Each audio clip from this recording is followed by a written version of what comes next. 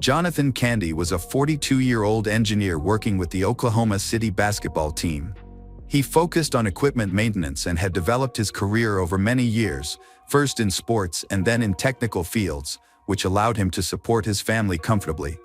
In 2024, he had been married for 10 years to his wife, Lindsay Candy, who was 39. They lived in Yukon, Oklahoma, a small, quiet suburb with a population of over 20,000. They had 4 children: Dylan, 18, Ethan, 14, Lucas, 12, and their youngest child, who was just 10. The identity of the 10-year-old was kept private due to his young age and vulnerability. In the spring of 2024, this 10-year-old boy is about to experience a tragic event, an event that will greatly impact his life and those around him. The Candy family was viewed as a model American family, friendly and tight-knit. They have built a strong influence in the community, raising their children in one of the safest and most beautiful suburbs of the state. At that time, Ethan and Lucas were in school, in the 9th and 6th grades, respectively. Meanwhile, Dylan had graduated from high school in 2023 and was preparing for adulthood. He planned to attend college and had found a job to save money while applying to various schools. The Candy family did not have any mental health issues. Their upbringing was stable and uneventful. There were no instances of running away from home, and the parents maintained a peaceful household, allowing their children the freedom to make choices. This environment contributed to a thriving atmosphere at home, where the kids grew up feeling strong, sociable, and loved. They were always supportive of each other and even appeared in a local bakery advertisement, where they were regular customers and shared their favorite meals. Jonathan and Lindsay worked hard to help their children prepare for the future and lead fulfilling lives. However, behind this seemingly happy facade, a terrible situation is unfolding that will create a nightmare on Willow Street. On the evening of April 21, 2024, a Sunday, the whole family gathered at home. The older children spent time with their friends but returned home early to prepare for school the next day and to go to bed on time. Everything seemed normal for the Candy family, and no one anticipated the shocking incident that was about to occur. After dinner, Jonathan went to bed, and each child settled into their own room on the second floor. Later that night, the children overheard Jonathan and Lindsay arguing in the living room on the first floor. Although the specifics of their argument were unclear, it escalated dangerously. Despite the tension, everyone remained calm and went to bed. The youngest boy, whose fan was running, could hardly hear the commotion below. Meanwhile, a tragedy unfolded on the first floor that resulted in the deaths of 5 family members. But what exactly happened, and who was responsible for this horrific crime? In conversations with the only surviving family member, more details emerged after the incident. The fire alarm went off, which forensic experts determined was caused by gunpowder fumes from the shooting. The noise startled the youngest child, who didn't understand what was happening or why the alarm was sounding. Curious, he left his room to investigate, completely unprepared for the horrific scene he was about to encounter. As he stepped into the hallway, he noticed that the doors to his brother's rooms were open. Ordinarily, this might have seemed odd, but he thought everyone had gotten up due to the alarm. He made his way downstairs to the first floor and noticed a light on. He called out for his parents but received no answer. He then called his brothers, but all he got was the continuous beeping of the warning. Hoping to find answers, the boy went to the living room. The first thing he saw was blood splattered on the walls and furniture. In the center of the room lay his mother and father in large pools of blood. His father was sprawled on top of his mother, having suffered a gunshot wound to the head. The boy was terrified and in shock. He rushed to his father, trying to wake him up, not fully grasping what had happened. He saw the bullet holes and felt his parents grow cold, but he refused to believe they were dead. Despite shaking his father repeatedly, there were no signs of life. His mother did not respond either. In a moment of desperation, he called out for his brothers, still unaware that he was the only survivor. Overwhelmed with grief, he cried and collapsed onto his parents' lifeless bodies. He then walked through his brother's room and saw an identical, horrifying scene. Blood was everywhere, and there were no signs of life. Eventually, he realized he needed to call for help. Summoning his courage, he reached out to a rescue worker and requested assistance. This initiated a horrifying sequence of incidents that would lead to a deeper investigation into this unimaginable tragedy. When law enforcement and paramedics arrived, they quickly realized that nothing could be done. The family had been dead for several hours, as indicated by the rigor mortis and the state of the blood on the floor. The parents and older brothers were declared dead at the scene, and the house was cordoned off for investigation. Forensic experts and detectives, horrified, began to reconstruct the scene of the brutal massacre. The idea of an outsider attacking the family was quickly dismissed, as there were no signs of forced entry or any outsiders present. This raised concerns that the murders had been committed by a family member. At some point, the 10-year-old boy was found to be covered in blood, leading police to consider whether he might have been involved.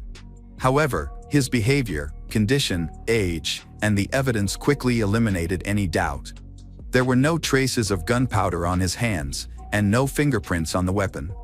Forensic experts thoroughly examined the windows and doors and found no signs of staging. Everything in the house was intact, with no valuables disturbed or missing. They reviewed street surveillance footage and only saw the family members returning from the store that evening. No one else had entered or left the house before the police's arrival. The boy mentioned hearing his parents scream before he fell asleep. Since the weapon was found next to the body of Jonathan, the boy's father, it was clear that the father had committed a crime against his family before harming himself. As investigators analyzed the crime scene, it became evident how ruthless and cold-blooded 42-year-old Jonathan had been. The motive behind his actions remained unclear. The police could not determine the cause of the conflict, as no suicide notes were found in the house. They needed to analyze the mobile phones and computers of all family members, which were seized immediately, hoping to uncover new information. However, a complete analysis would take time. It remains a puzzling question why a loving father, who seems to be a good family man, would kill his wife and children but spare his youngest son. The weapon used in the crime was taken for examination, confirming that all members of Candy's family, including Jonathan, were shot with the same gun. Only Jonathan's fingerprints were found on the handle, ruling out the involvement of anyone else in the attack. Notably, none of the victims, including Lindsay, showed any signs of defensive injuries, suggesting that Jonathan's violent outburst was completely unexpected and uncontrollable, leaving no one time to react or defend themselves. Lindsay, who did not die instantly, bled on the living room floor while Jonathan, upstairs, methodically killed their sleeping children. It is believed that Lindsay heard the commotion but was powerless to intervene. Detectives considered the incident to be highly unusual. Friends and relatives found it hard to believe that a devoted father and loving husband like Jonathan could commit such an atrocity. He had no criminal record, and police had never been called to their home for domestic disturbances. Initially, investigators considered other possibilities, such as robbery or an attack by a stranger, but none of these theories added up. The family was well-liked and had no enemies, and Jonathan seemed incapable of such violence. Investigations cleared Jonathan of any doubts regarding his innocence. Officers interviewed relatives and neighbors to find potential explanations for the tragedy. Those close to the family described them as friendly and problem-free, with Jonathan being a respected community member who avoided criminal behavior. His service record was impeccable, and he was seen as calm and non-confrontational. The suddenness of the incident deeply shocked his relatives, as there had been no warning signs leading up to it.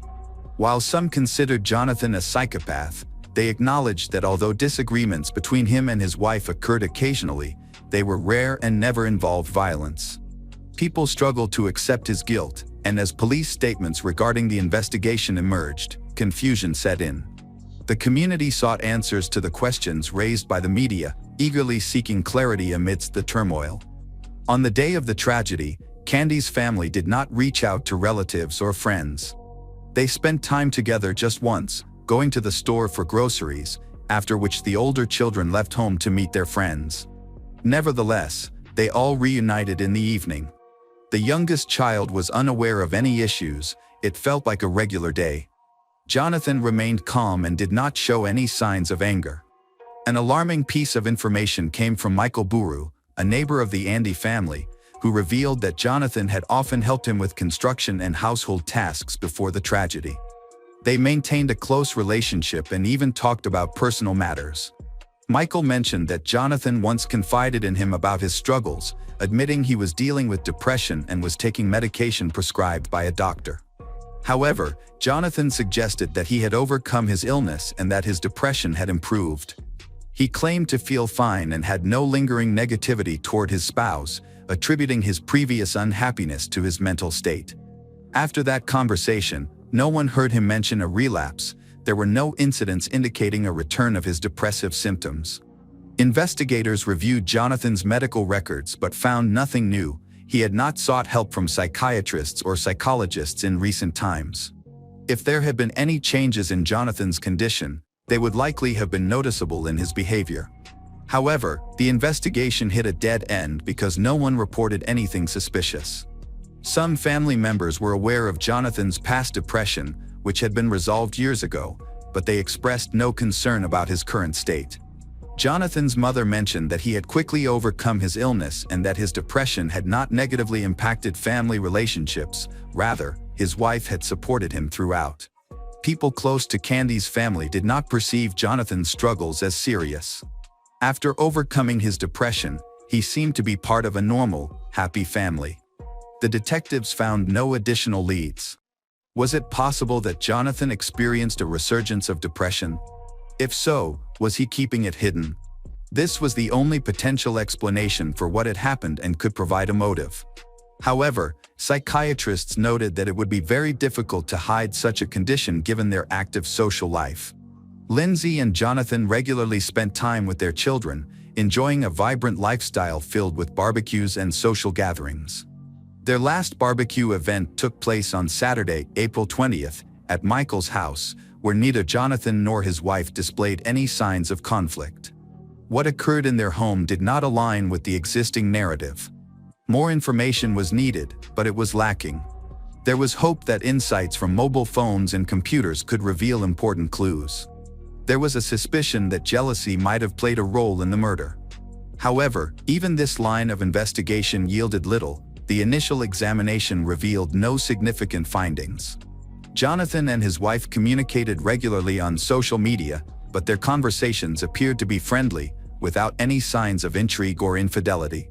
Consequently, any theories about betrayal had to be set aside until a thorough analysis of their correspondence could be conducted.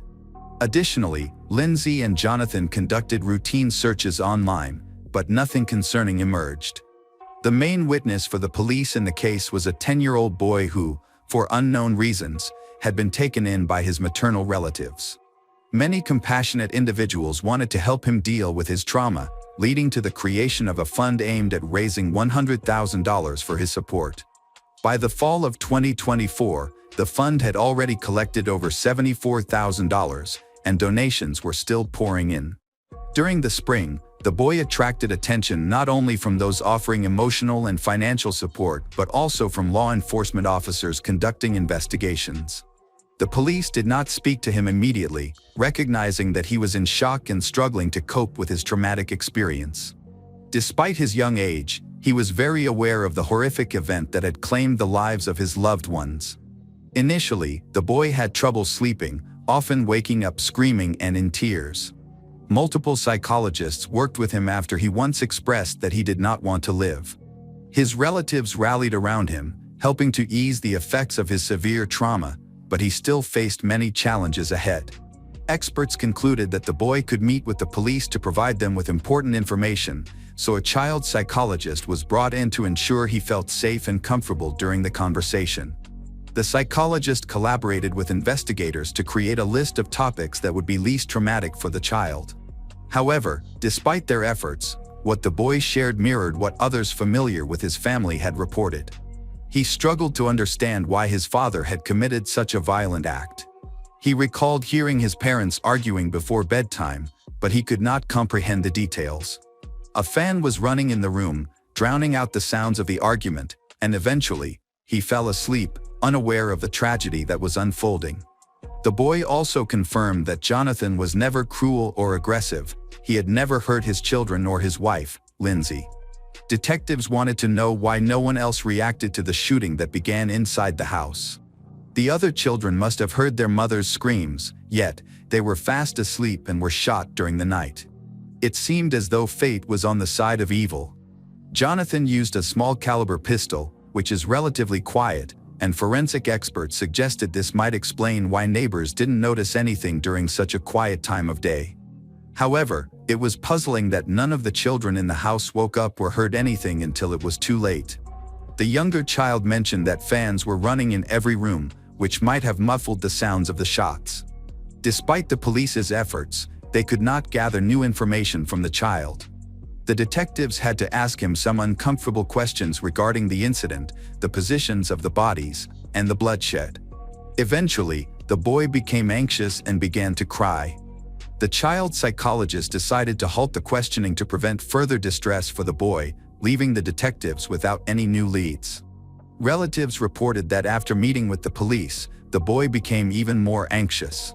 Psychologists were worried about how to help him deal with this new trauma, as he had just begun to recover from his previous experiences. The police's questioning raised feelings of fear, despair, and helplessness once again. Consequently, they decided not to push him further and to avoid drawing media attention to him. Journalists, being less sensitive, made it more challenging for the boy to maintain his privacy. However, through collective efforts, they managed to secure confidentiality for him. Despite the presence of an expert during the police interview with the boy, it appeared to have a detrimental effect on him. During this time, he stayed with his aunt, who became his official guardian. It is expected that once the fund raises enough money, she will receive financial support to help her nephew address his mental health issues. He continues to suffer from frequent panic attacks, disrupted sleep, and nightmares that have not improved. His aunt believes that the fund should not only cover rehabilitation but also ensure that he can pursue an education and rebuild his life. While this support may seem like a weak consolation and cannot bring back his loved ones, he must navigate a long and challenging recovery with the help of those close to him. Investigators were able to reconstruct the events surrounding the tragedy. It began after an argument between Jonathan and Lindsay escalated, leading him to grab a weapon. He first shot his wife, Lindsay, severely injuring her. She fell to the floor, bleeding but still alive. Jonathan, still armed, was consumed by rage as he entered the children's rooms. He encountered his 18-year-old son, Dylan, and attacked him on the head without hesitation. Dylan was using earplugs, likely to avoid being disturbed by the argument. It's possible that had he not been wearing them, the outcome might have been different. The fatal shot instantly claimed Dylan's life. Jonathan then moved to Ethan's room, where he also attacked his child on the head. The same tragic fate befell his 12-year-old son, Lucas. Only the youngest son, who is 10 years old, survived. The reasons for this remain unclear. Perhaps the father felt pity for the youngest, or he miscalculated and mistakenly overlooked his room. Jonathan went downstairs and returned to the living room.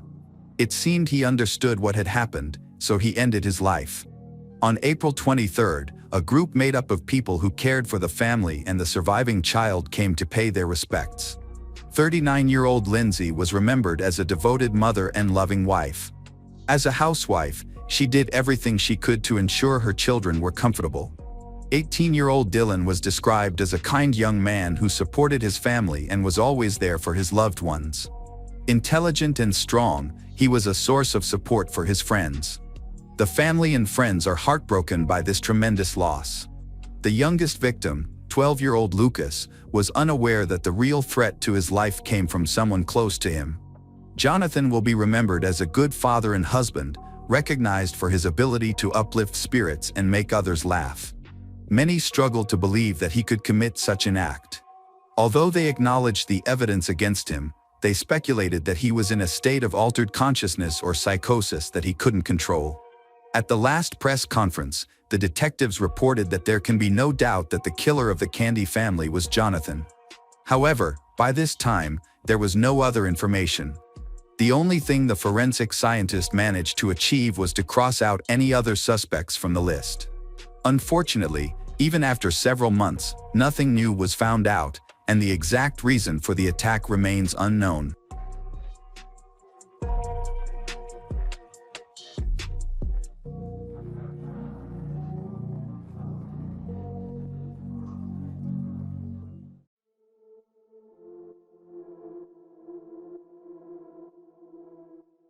Hello again, true crime fans.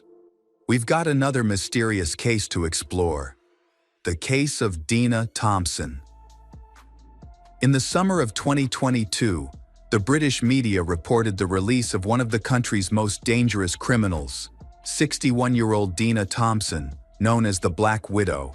Today, I'll explain how she became infamous across the UK and why some people still fear her. Dina was born in 1960 in Hendon, a suburb of London. Her family was not poor, but barely made ends meet. Dina's father, a prison guard, was passionate about sports. He encouraged Dina to join a sports club, where she practiced gymnastics. He often participated in competitions and traveled abroad, often taking Dina with him. Dina grew up to be a cheerful and sociable girl, which made it easy for her to meet and connect with boys. After graduating from university, Dina found a job.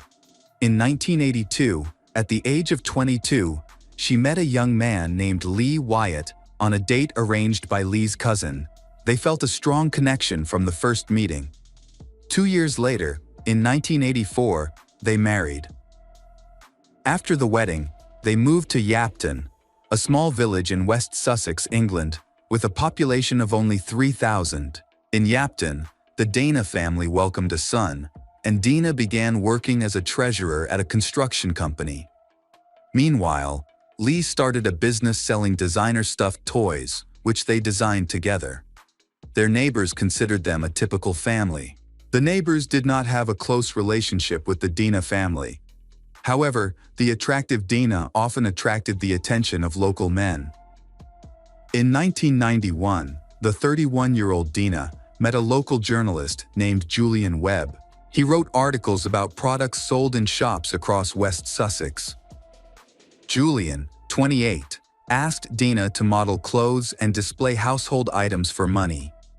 She accepted his offer, and soon her picture appeared in the local newspapers. A month after Dina and Julian met, neighbors spotted them kissing near Julian's house. A few months later, Julian took Dina to his mother and expressed his desire to marry her. Julian's mother was surprised at how quickly things had progressed. She noted that Julian had met Dina in May, and by August, they were planning their wedding. Soon the whole village of Yapton knew about it. It was also known that Dina was still legally married to her first husband, Lee Wyatt. However, Lee had been missing for a long time at the time, and no one knew where he was. On the north coast of Cornwall, in the small resort town of Newquay, a young man named Colin Mitchell arrived and began looking for work at various entertainment venues. He was hired as a junior manager at an arcade. Colin provided his papers and explained that he had left West Sussex due to some problems. Initially, he appeared friendly and cheerful to everyone. However, it was soon realized that he was slightly deaf, which sometimes made communication difficult. As a result, the arcade staff often had to approach him and gently tap him on the shoulder to get his attention. It was soon realized that Colin Mitchell was his alias. His real name was Lee Wyatt. He explained that he had escaped trouble in West Sussex. Living with Dina in the village of Yapton, his wife was involved in toy manufacturing. Their most popular product was a leprechaun called Sean, who sold well both locally and outside the county. In the summer of 1991, Dina informed Lee that the Disney Corporation was interested in Sean the Leprechaun and was willing to pay $50 million for the rights to the character. Dina then informed Lee that the mafia had found out about their arrangement and was threatening to kill the entire family unless they handed over most of their money. Dina convinced him that he needed to flee immediately to protect his family. Lee obtained documents under the name Colin Mitchell and traveled to Cornwall County. The decision to flee may have saved his life. However, the real threat was not from the mafia, as there had never been any deal with Disney. Dina made up the story and convinced her husband that it was true. While on the run, he lived in an unfamiliar city under a false identity as a homeless person. He worked and sent most of his earnings to his son, continuing to support the family. On November 2, 1991, Dina used her money to marry her second husband, journalist Julian Webb. Lee was away and unaware of the situation. Julian was overjoyed to marry Dina, believing she was now his. However, a few months after the wedding, Dina informed Julian that she was terminally ill and that her company was pressuring her to resign. $26,000 had gone missing from the accounts of the companies where Dina worked as treasurer, prompting the police to focus their investigation on her. Dina claimed that her first husband, Lee Wyatt, was responsible for the theft. She alleged that he had stolen the money and gone into hiding, but that he had now returned to their village of Yapton and threatened her. Dina produced threatening letters from Lee and shared recordings of phone calls in which he spoke of seeking revenge. She also alleged that he had come to her home and assaulted her. However, there was no evidence to support this claim. Notably, a few months after Dina married Julian, Lee returned to Yapton when he learned of Dina's marriage. Lee created scandals involving Dina. The police believed Dina's accusations and began pursuing Lee, who went into hiding. The lies complicated Dina's life and the lives of the men involved with her. Julian had given Dina $25,000 from his savings to treat a terminal illness that she claimed was the reason she had lost her job. However, as the money began to run out, Julian began asking Dina about her progress. To his surprise, Dina had no medical documents to prove that she was actually ill or receiving treatment. On 30 June 1994, Julian celebrated his 300th birthday at home with his wife, Dana. In the evening, Julian's mother called, but Dina answered the phone and said that Julian was feeling unwell and unable to talk. The mother suggested that Dina call a doctor, but Dina did not follow this advice. That night, Julian died. Forensic experts concluded that he had died from a drug overdose, but they were unable to determine whether his death was a result of criminal activity. Dina insisted that Julian had chosen to end his life. When police questioned the neighbors, they learned that there had been unusual activity involving the couple 2 to 4 days before the tragedy. Dina and Julian had been arguing loudly about money, which surprised their neighbors, as they were not used to hearing arguments in Dina's household. Julian was generally considered a positive and cheerful person. The day after Julian's tragic death, Dina went to his workplace to ask about receiving $35,000 from his insurance policy. However, it is reported that she never received the money. In addition, their marriage was considered invalid because Dina was still the legal wife of her first husband, Lee Wyatt. Dina insisted on having Julian's body cremated, but his mother strongly opposed the decision. At Julian's funeral, Dina wore a black leather miniskirt and a revealing black blouse, showing no sign of grief. After Julian's death, she turned her home into a meeting place for men. Although many men visited her, none stayed for more than a day. In 1997, Dina officially divorced her first husband, Lee Wyatt, and won her freedom. The following year, she met Richard Thompson. Shortly after meeting him, Dina confided that she was battling breast cancer. Richard, who supported her, gave her all of his savings and promised to make the rest of her life enjoyable. They traveled from England to Florida, where Richard had a lavish wedding ceremony at a luxury hotel with staff as witnesses. After the wedding, they moved to Brighton, East Sussex, on the south coast of England. Richard had always wanted to buy a boat and pursue a career in fishing. Dina encouraged him to take courses to start a yacht charter business for amateur fishermen, while Richard would take on the role of captain, helping beginners learn how to fish. 8 months after the wedding, Dina told her husband that she wanted to give him a special gift. On January 1, 2000, they decided to take a shower together. Dina then asked if she could tie Richard up, and he agreed. She tied him up, gagged him, and covered his face with a towel. Richard then waited, confused, for what he thought was a prank. Suddenly, Dina hit him with a baseball bat, followed by another blow. Fortunately, Richard freed his hands and lunged at her. At that point, Dina grabbed a knife and stabbed him in the shoulder. Only then was Richard able to grab Dina and subdue her. Richard reported the incident to the police. Dina accused her husband of assaulting her, claiming that she acted in self-defense. The next day, a real estate staff came to Richard's house, expecting to meet Dina to sell real estate. Richard was surprised when he opened the door. When he saw the agent, Richard realized what was going on. He suspected Dina had planned to kill him, sell the house, and disappear, knowing that since he was going to America, no one would look for him during the trial. Dina drained Richard's bank account by forging his signature. She also accumulated a large debt on his credit cards. In addition, they reported other victims, former lovers of Dina, including businessmen, teachers, prison guards, and even a convicted felon. All of these men claimed that Dina manipulated them, demanding money and pretending to be seriously ill. Dina asked for money from many men. While some gave her money willingly, others had their accounts secretly drained by Dina. The truth about her first husband, Lee, was revealed. In 1991, Dina stole money from her workplace, where she worked as a cashier. At the time, she produced threatening letters allegedly written by Lee and played recordings of phone calls in which he spoke of possible revenge. However, in 2000, it was revealed that the letters and recordings were made while Lee was preparing to escape from a mafia organization. Dina had convinced him to do so in order to make people think he had disappeared and abandoned her. Lee believed this would protect him and their son from threats from the mafia.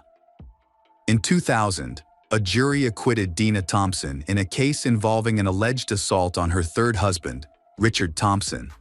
The judge described Richard as a paranoid attention seeker. Although Dina was cleared of the felony charge, she was convicted of 15 other counts of financial fraud. She was sentenced to 3 years and 9 months in prison. A strange incident involving her husband, coupled with complaints about her from multiple lovers, led to an investigation into Dina and the death of her second husband, Julian Webb.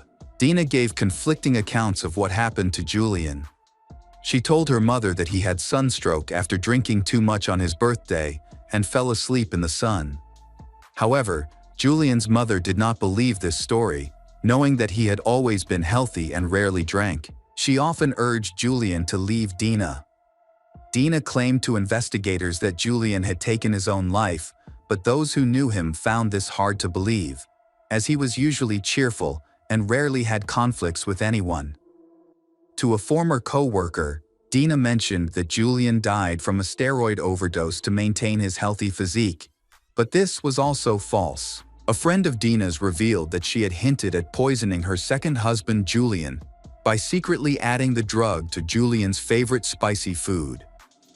The police tracked down the owner of a small restaurant where Julian frequently ordered. They recalled that on the day Julian died, Dina had gone to the restaurant and ordered rice with curry in a takeout box.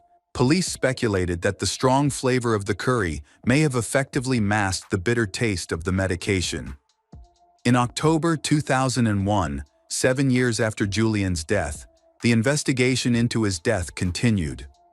Julian's body was exhumed and sent for a re-examination. New tests, unlike the original ones, found higher levels of the drug in his system. It was discovered that he had been poisoned with a large dose of antidepressants, which Dina had mixed into Julian's favorite dish, curry rice. In addition, she had added a large dose of aspirin to the drink he had with his meal. On his birthday, when Julian's mother called to congratulate him, he was lying in bed, almost unconscious. At that point, there was still a chance to save him. The trial of 43-year-old Dina Thompson took place in 2003. A senior police officer said she was the most dangerous woman he had ever met. The judge also noted that Dina was one of the best prolific liars he had ever seen. In 2003, Dina Thompson was convicted of murdering her second husband, Julian Webb. She was sentenced to life in prison with the possibility of parole after 16 years. Dina's crimes were reported on numerous television shows, crime magazines and newspapers, earning her the nickname the Black Widow. In 2010, police began investigating the disappearance of Stoyan Kostov, one of Dana's first lovers from Bulgaria. Dina and Stoyan were in a relationship from the late 1970s to the early 1980s. During her childhood, Dina and her father traveled to competitions in various countries, including Bulgaria. During one of these trips, Dina met a young man and they quickly became close friends. Stoyan's family mentioned a number of strange incidents involving him and Dina. After their brief relationship, the young man mysteriously disappeared and was never found, dead or alive. It is suspected that Stoyan may have been one of Dina's first victims. While in prison, Dana attended rehabilitation courses and worked with a psychologist. In 2021, the police investigating her case expressed concern about her chances of being released, stating that she would commit another crime. Dana would not be able to stop, as she showed no remorse. However, during her time in prison, she was considered a model prisoner and always spoke positively. Dina Thompson, 61, was released from prison in the summer of 2022. Upon her release, she must notify the police of any romantic relationships she has had. She is also banned from contacting her ex-husbands and other men affected by her actions. Dina must also wear a tracking bracelet to monitor her movements, abide by a curfew, and provide details of her banking transactions if requested by the police. Richard Thompson, 63, who still lives in East Sussex, runs a property maintenance business. After learning of Dina's release, he expressed concern for his safety. Fully aware of what his ex-wife could do, he feared that his peaceful life was over. In July 2022, British newspapers published photos of Dina leaving a discount store carrying a large bag. Dina is now free to walk the streets of England. It is uncertain whether she has lured more victims or whether she has truly changed and chosen to live a better life.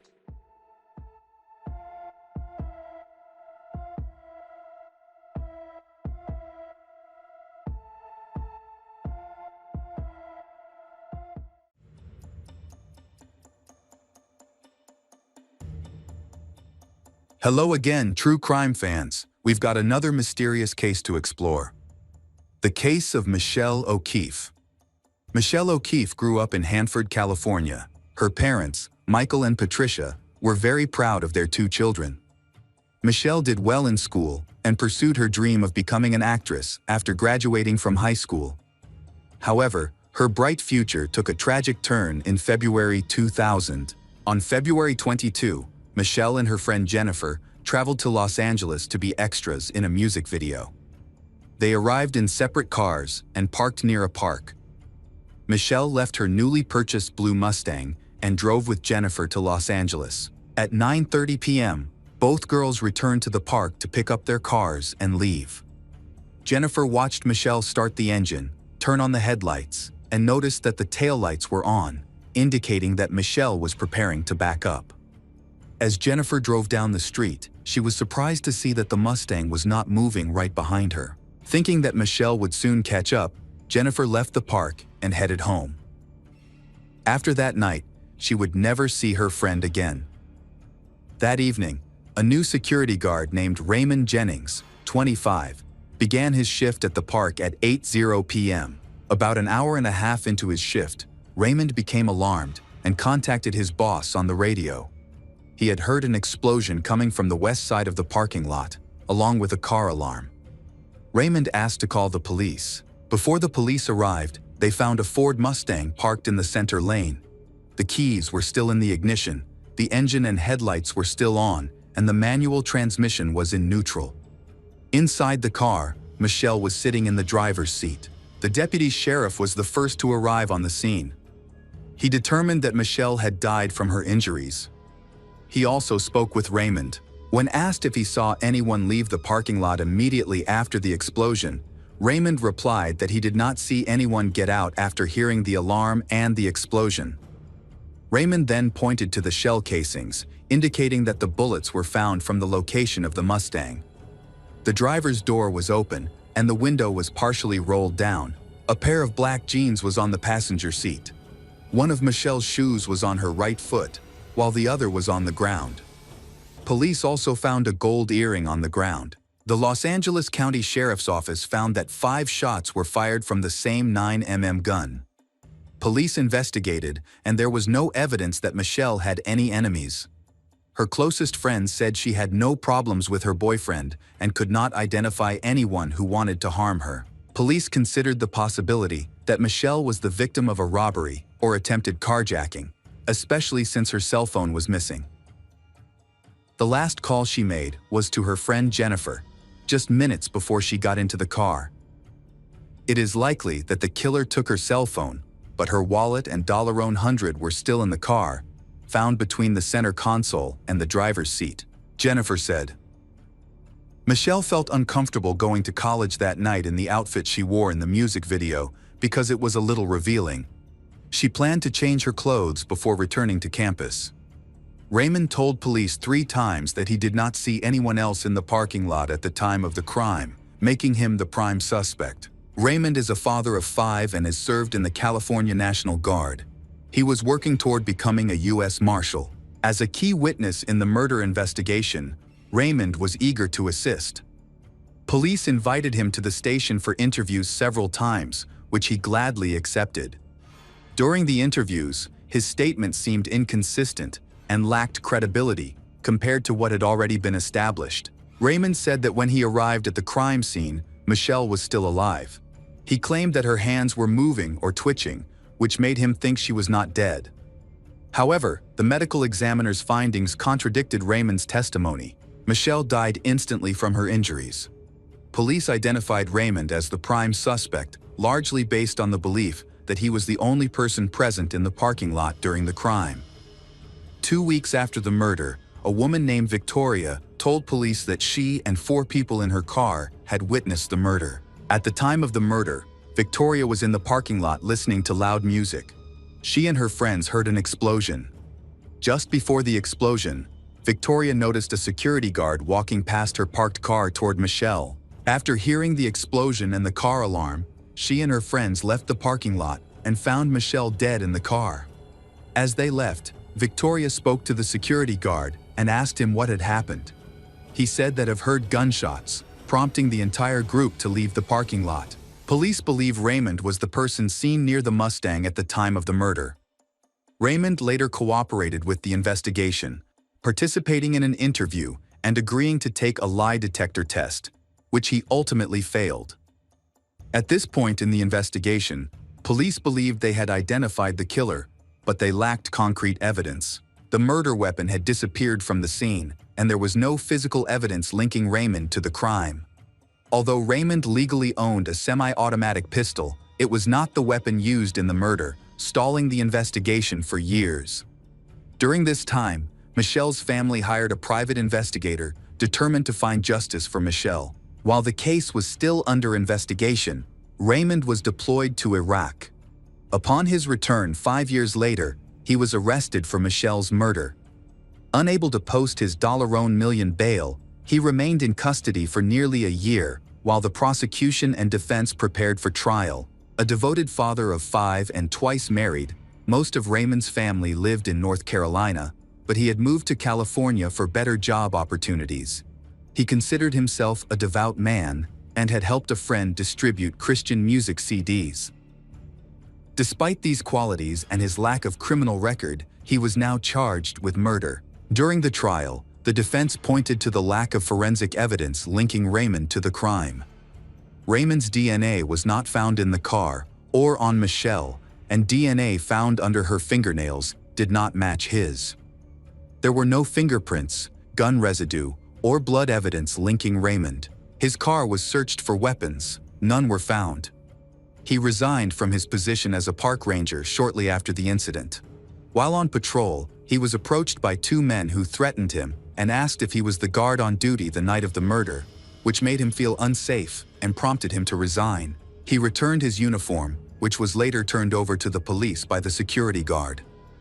However, the lab report found that the uniform was simply dirty and that Raymond had not even attempted to wash it before returning it. Importantly, the uniform showed no blood, gunpowder, or other physical evidence implicating Raymond in the shooting. Victoria testified that she had seen a security guard next to the Mustang in the parking lot. The prosecution exaggerated this testimony, claiming that Raymond had been at the scene of the murder just minutes before the shooting. After a week of deliberations, the jury was unable to reach a unanimous decision and announced that the trial would be retried. In February 2009, a second trial took place in California, but the jury again failed to reach a unanimous decision. This time, however, 11 jurors voted to convict, while only one juror dissented. Michelle's murder had been widely reported in the media for many years. Victoria was deemed ineligible to attend because she was serving time for other crimes, so her testimony was read in court. In December 2009, a third jury found Raymond Jennings guilty of second-degree murder. At the sentencing hearing, Michelle's family pleaded with the judge to impose the maximum sentence on the killer. Michelle's younger brother, who had confronted Raymond at his home after many years, urged him to take responsibility for his actions. Raymond responded by declaring his innocence. Raymond found peace in his life because he felt no guilt. He did not kill Michelle. Raymond was sentenced to 40 years in prison. Nearly 10 years into his sentence, Raymond still maintained his innocence, but his appeals had run out. He sought help from the state's Innocence Project, but progress was slow, and without new key evidence, it seemed unlikely that Raymond would be released for years. Raymond's situation improved when civil defense attorney Jeff Ehrlich took on Raymond's case in 2011. After reviewing all the evidence from 3 trials and police records, Jeff concluded that Raymond had been wrongly convicted. They acknowledged that the original investigation was flawed and decided to gather new evidence by consulting with their own experts.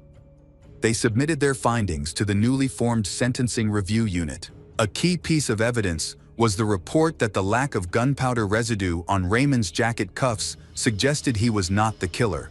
Ballistics evidence shows the 9mm weapon used to kill Michelle is similar to the weapon used by Bloods gang members in recent shootings. Victoria's social media posts suggest she was involved with the Bloods. In the years following Michelle's murder, Victoria had a history of violent crimes.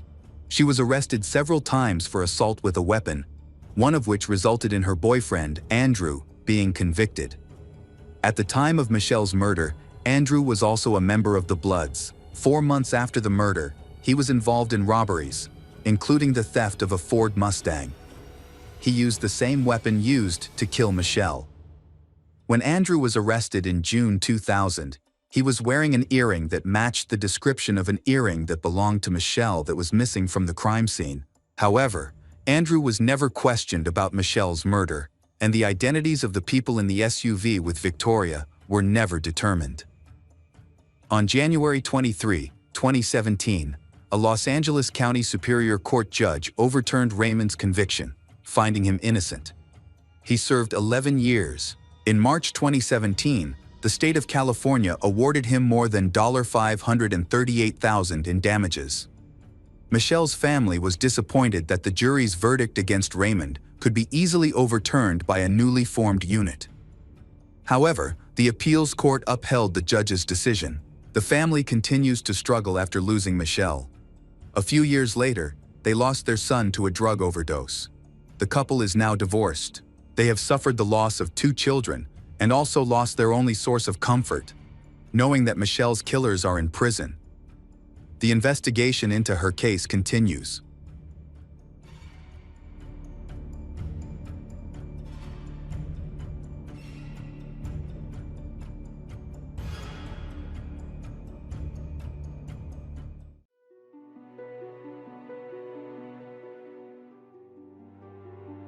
Hello friends, welcome to our channel. Today, we're going to take a look at another horrible case with you. The case of Diana Garnica. On Saturday, May 6, 2017, a 17-year-old girl named Diana Garnica went out to meet her 40-year-old neighbor, Dario Suarez. As the day drew to a close, Diana did not return home. Her mother became concerned and tried to contact her, but was unable to reach her. After speaking with Dario, who gave no information about their encounter and claimed that he had not seen Diana that day, her mother became increasingly suspicious. Diana Garnica was born on March 30, 2000, in Argentina. Those who knew her, including friends and family, noted that she displayed maturity beyond her years. Diana was very responsible and enjoyed helping her family. A diligent student, she did well in school, but eventually had to drop out of school to help her family during the financial crisis. She made the difficult choice to drop out of school to find a job and help her parents. In addition, Diana has a boyfriend her own age. People also comment on her ability to protect herself. She knows how to keep her distance from rude or dangerous people. Diana is very friendly and is the second child in a family of 8 siblings. Later, her parents divorced, which was especially difficult for her, as she had deep feelings for her father. However, she maintained a close relationship with her mother. After the divorce, Diana's mother moved with all the children to a town in Alderates, Tucumán province. After settling into their new home, they got to know their closest neighbors, Dario Suarez and his family. Susana, Diana's mother, and her siblings formed a strong friendship with Dario's family, and they became so close that they treated each other like family. Susana often babysat Dario's children while they were away. Dario respected and loved Diana's family and treated her with great care, like his own sister. There was never any indication that Dario had inappropriate behavior towards Diana or her family, reflecting the deep trust and understanding between the two families. Diana went to work every morning and came home in the evening. Occasionally, she met members of her church community and spent time with her boyfriend and close friends. Unlike many girls her age, Diana did not like to dance and avoided discos and nightclubs. Those who knew her realized that she preferred to spend her free time at home. On May 6, 2017, Diana finished her work as usual and waited for her sister at the designated place so they could go home together, just like they did every day. When Diana got home, her neighbor Dario called her and asked if they could meet to buy an air conditioner as a surprise for his mother. He asked her to keep it a secret. However, after hanging up, Diana went to her mother's room and excitedly recounted the whole conversation, ignoring Dario's request to keep it a secret. She found it funny because it was still a long way from summer. In May, where she lived, the weather was quite cool and sometimes even cold. At that time, Diana did not suspect anything unusual and just told her mother that she would help Dario choose a gift. Diana had a very close relationship with her family and shared everything with them. On that unfortunate day, Dario sent Diana several text messages. He reminded her about the gift for her mother and emphasized that no one in her family should know about it, not her mother, father, siblings, or anyone else. Dario also asked Diana to keep their motorbike trip a secret. However, Diana read all of his messages but chose not to keep it a secret. She told her mother Susana everything. As a result, her mother was fully informed about the scheduled meeting between Diana and Dario. Diana left the house to wait for Dario at the bus stop. Hours passed, and finally, Dario returned home. Susana heard the sound of his motorbike and went out to check. Seeing Dario alone, she assumed that Diana had chosen to walk home alone. She thought that Dario's wife might be jealous. Therefore, Susana decided to wait a little longer, hoping that her daughter would come home soon. Time passed, and the girl still did not return. Worried, Susana went to see Dario to ask about Diana's whereabouts. Dario quickly claimed that he did not know where she was, saying that he had not seen her that day. This answer made Susana feel strange and suspicious because she knew that her daughter was supposed to meet Dario. Although he denied it, Dario offered to help by suggesting that he could use his motorbike to find Diana. assuming that she had just gone out for a walk. Diana's relatives called her several times, but soon realized that it was useless. She had left her phone at home while it was charging and could not answer any calls or messages. They decided to check her text message history and found every text message that Dario had sent to Diana that day. It was learned that Dario had asked Diana to help him buy a gift for his mother, which suggested that they had indeed met. One of Diana's brothers then decided to confront Dario about these messages, hoping to get him to admit that Diana was with him. When Dario noticed one of Diana's brothers approaching his house, he fled. Diana's father, who was divorced from her mother and lived on his own, learned of her disappearance and quickly arrived at the scene. The entire family then went to the police for assistance. At the police station, Diana's relatives explained in detail what had happened and showed several text messages that implicated Dario in their daughter's disappearance. For the family, Dario was the only suspect. However, the police dismissed their concerns and did not take their complaint seriously. Instead, they suggested that the family look for common gathering places for young people. Diana's parents were disappointed with the police response and insisted that if their daughter went anywhere, it was only between home and work, occasionally going to church. They believed that there were only a few places where she could have gone. In addition, the family was certain that on that day, she had met her neighbor Dario, but he had returned without her and had begun to avoid them. Despite this information, the police informed Diana's relatives that they could not file a missing person report because they did not have enough personnel and resources to search for her. They advised the family to go to another police station with patrols to begin the search immediately. However, as the family left the station feeling hopeless, they were surprised to see a patrol car parked at the entrance with 7 police officers nearby, relaxing and chatting. The problem was that they had the resources to conduct a search for the missing Diana, but they chose not to. Considering the situation, Diana's family decided to continue looking for Dario, who had tried to run away. They went to the brick factory where Dario was supposed to work. When Diana's father got out of the car, he noticed that Dario's entire family had gathered near the factory building for some unknown reason. This was unusual, especially since it was 2 a.m. on a Sunday morning. Inside the factory, the lights were still on and the kilns were still running, even though they had not been used for months. Diana's father asked Dario's family where he was. They replied that he had gone to the toilet. However, Diana's relatives soon discovered that Dario had actually gone deep into the mountains and had no intention of returning. Diana's family tried to talk to his wife and mother.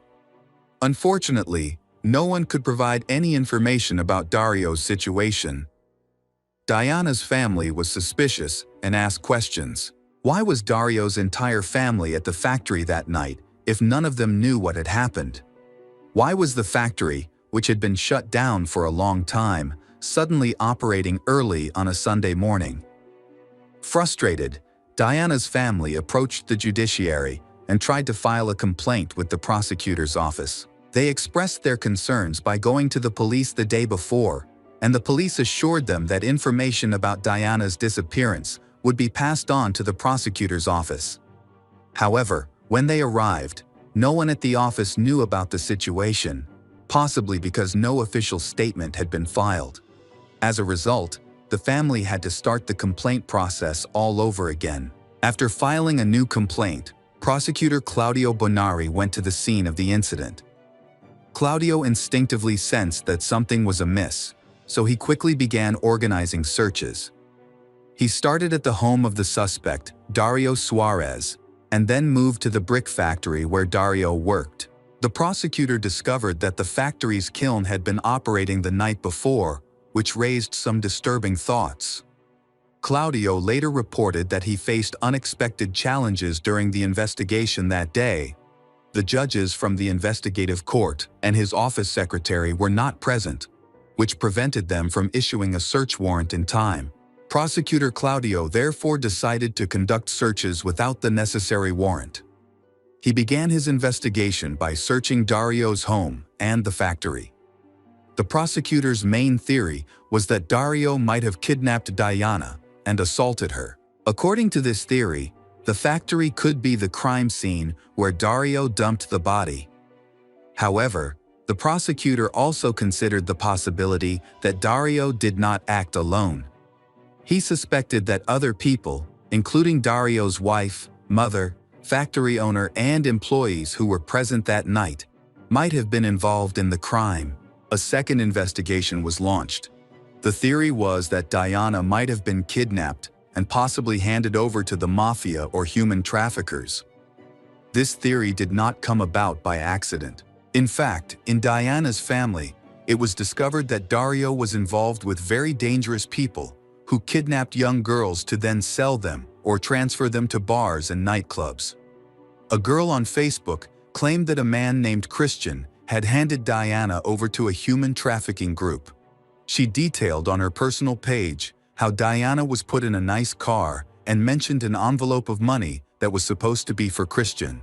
However, this so-called witness later confessed that she had lied to blame her ex-boyfriend for everything after he left her. This situation required the prosecutors and their team to thoroughly review the documents they had for the investigation. As a result, significant resources were wasted on this false lead, hindering the actual investigation. Meanwhile, Prosecutor Claudio chose to pursue the case under the hypothesis of illegal detention and possible murder. His main theory was supported by the efforts of sniffer dogs who searched the area, as well as firefighters from Punta Arena, who assisted in the police-led searches and raids. The dogs repeatedly followed Diana's scent, leading them in the same direction. This gave them a clear path that she would have taken that day. The path started from Diana's house, then to Dario's house, and continued from there to the brick factory. The police therefore focused their search on both Dario's house and the factory. At the factory, the dogs discovered a pendant with the letter D and a belt with traces of blood. During a search of the homes of Dario and his relatives, police confiscated their cell phones and examined their text message histories. A manuscript discovered at Dario's home confirmed that his relatives were involved in covering up the crime. Regarding the brick factory, the prosecutor conducted 3 searches there, believing that the final crucial evidence would be discovered to clarify what happened on May 6. Claudio was convinced that all the answers would be found at the site. Therefore, on May 13, the police, together with forensic experts, returned to the factory for the 3rd time in a week to re-examine the furnace that had attracted the dogs' attention. In the furnace, they found the remains of teeth and a piece of surgical steel. A month later, on June 18, Prosecutor Claudio informed the parties concerned of some disturbing news. The evidence found at the brick factory had mysteriously disappeared. As a result, the prosecutor declared the case secret, which meant that neither the parties concerned nor the media would receive any further updates. An internal investigation was launched involving 10 police officers. 7 were released while 3 faced charges. The case has been investigated in secret since then. There was speculation that the envelopes containing the evidence may have been damaged, leading to the loss of evidence. However, Prosecutor Claudio and Diana's family were not convinced by this explanation. They believed that those involved in their daughter's disappearance were powerful and dangerous people who could manipulate the situation to hide any information. Dario later turned himself in to the police. What was most surprising was that Dario arrived with a highly paid and clearly financially beyond his means private attorney. This was no ordinary attorney. He was a top specialist, often hired by the wealthy and influential. He was not a public defender, but someone with a proven track record of successfully defending clients involved in questionable activities. Dario arrived with this attorney, much to Diana's family's surprise. Everyone knew that Dario could not afford such legal representation. In fact, Diana's parents had struggled to raise enough money to hire an attorney to help investigate their daughter's case. Dario's ability to hire such an expensive attorney raised suspicions about his involvement in a serious situation and showed that he had connections with powerful people. Dario's lawyer ordered him to exercise his right to silence and confirm only what had already been proven by the accusing party. In particular, the text messages that he exchanged with Diana on the day of her disappearance. The lawyer also instructed that the initial evidence gathered by Prosecutor Claudio be dismissed, as the searches had been conducted without proper authorization. Of the 12 people initially suspected and detained in connection with the case, all were eventually released, leaving only Dario in custody. As there was no further evidence linking him to the crime beyond what had already been gathered, the police were unable to make any progress in solving the case or bring further charges. As a result, the investigation stalled and Dario was eventually released on bail. In January 2018, after a series of disturbing events, Diana's sister was attacked by a woman. Diana's sister reported the incident to the police, who refused to accept her complaint. Like the initial complaint against Diana, this one failed to attract the attention of the police. Soon after, more puzzling events took place. Diana's family received small sums of cash from unidentified people on 3 separate occasions, accompanied by notes that appeared to have been written by Diana. These messages gave the family hope that she was still alive. One note read, "Mom, I'm Diana. I'm alive. They're holding me. Please come get me." Another message conveyed a similar plea. 3 banknotes were sent to a lab for analysis. 2 of them tested negative, showing that the handwriting did not match the notes in Diana's notebook. The 3rd banknote initially tested positive, showing that it matched Diana's handwriting. However, when retested, the results were negative, indicating that the handwriting was not hers. This case is indeed full of inexplicable details. First, the evidence found disappeared. Then these notes appeared. The identity of the handwriting remains unknown. The discovery of these notes has rekindled the family's hope for their daughter's return and led them to form new theories about her possible location. Diana's parents still believe she is alive, while they feel the police are unwilling to pursue her case. In May 2019, 2 years after Dario Suarez was arrested for a crime he was suspected of but had no evidence to prove, Dario was released under the Argentine Penal Code. 2 years and 4 months after Diana went missing, the federal court decided to close her case due to insufficient evidence. Currently, the main theory of the prosecution is that Diana was kidnapped and is likely the victim of violence and murder. Throughout the investigation and searches were carried out at various locations, and many witnesses were interviewed, but no one provided clear information about what happened.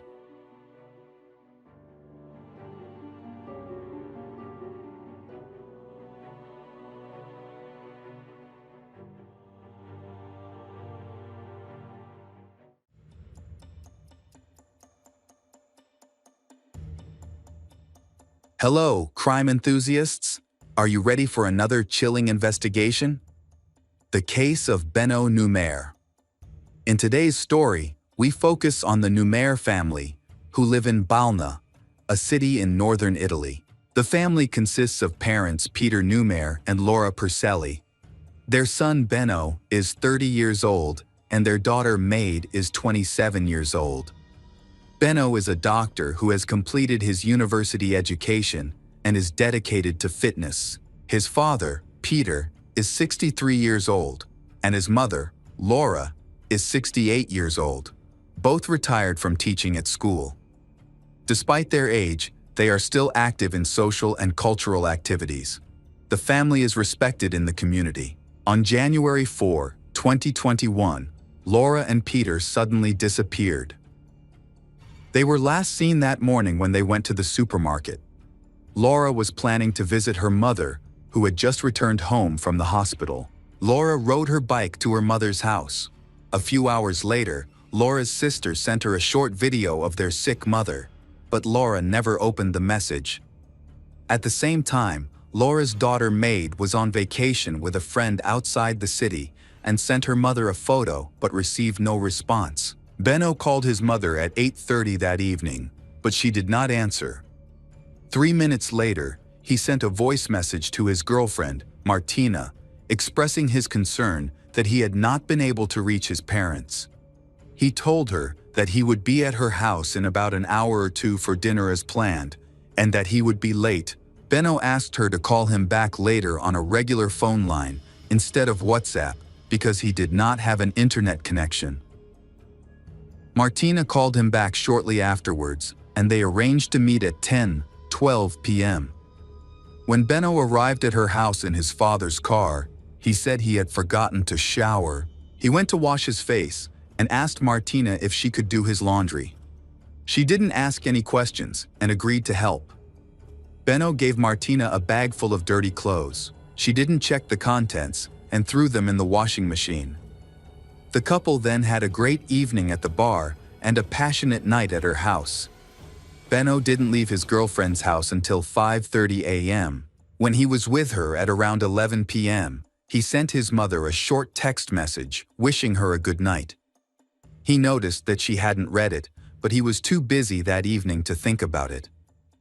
Early in the morning of January 5, Laura's sister came to her house. She knocked on the door and rang the bell, but there was no response. It was clear that no one was home. Laura's sister was worried and called Benno to ask about Laura and Peter. However, Benno said he was not home and did not know where they were. Laura's sister was busy taking care of her sick mother and could not leave her alone, so she asked Benno to try to find them. Benno promised to help and suggested that their parents might have gone to the mountains, as they often did. He advised them to wait a few days. Meanwhile, Laura's daughter, Maid, was at the resort with her friend and boyfriend.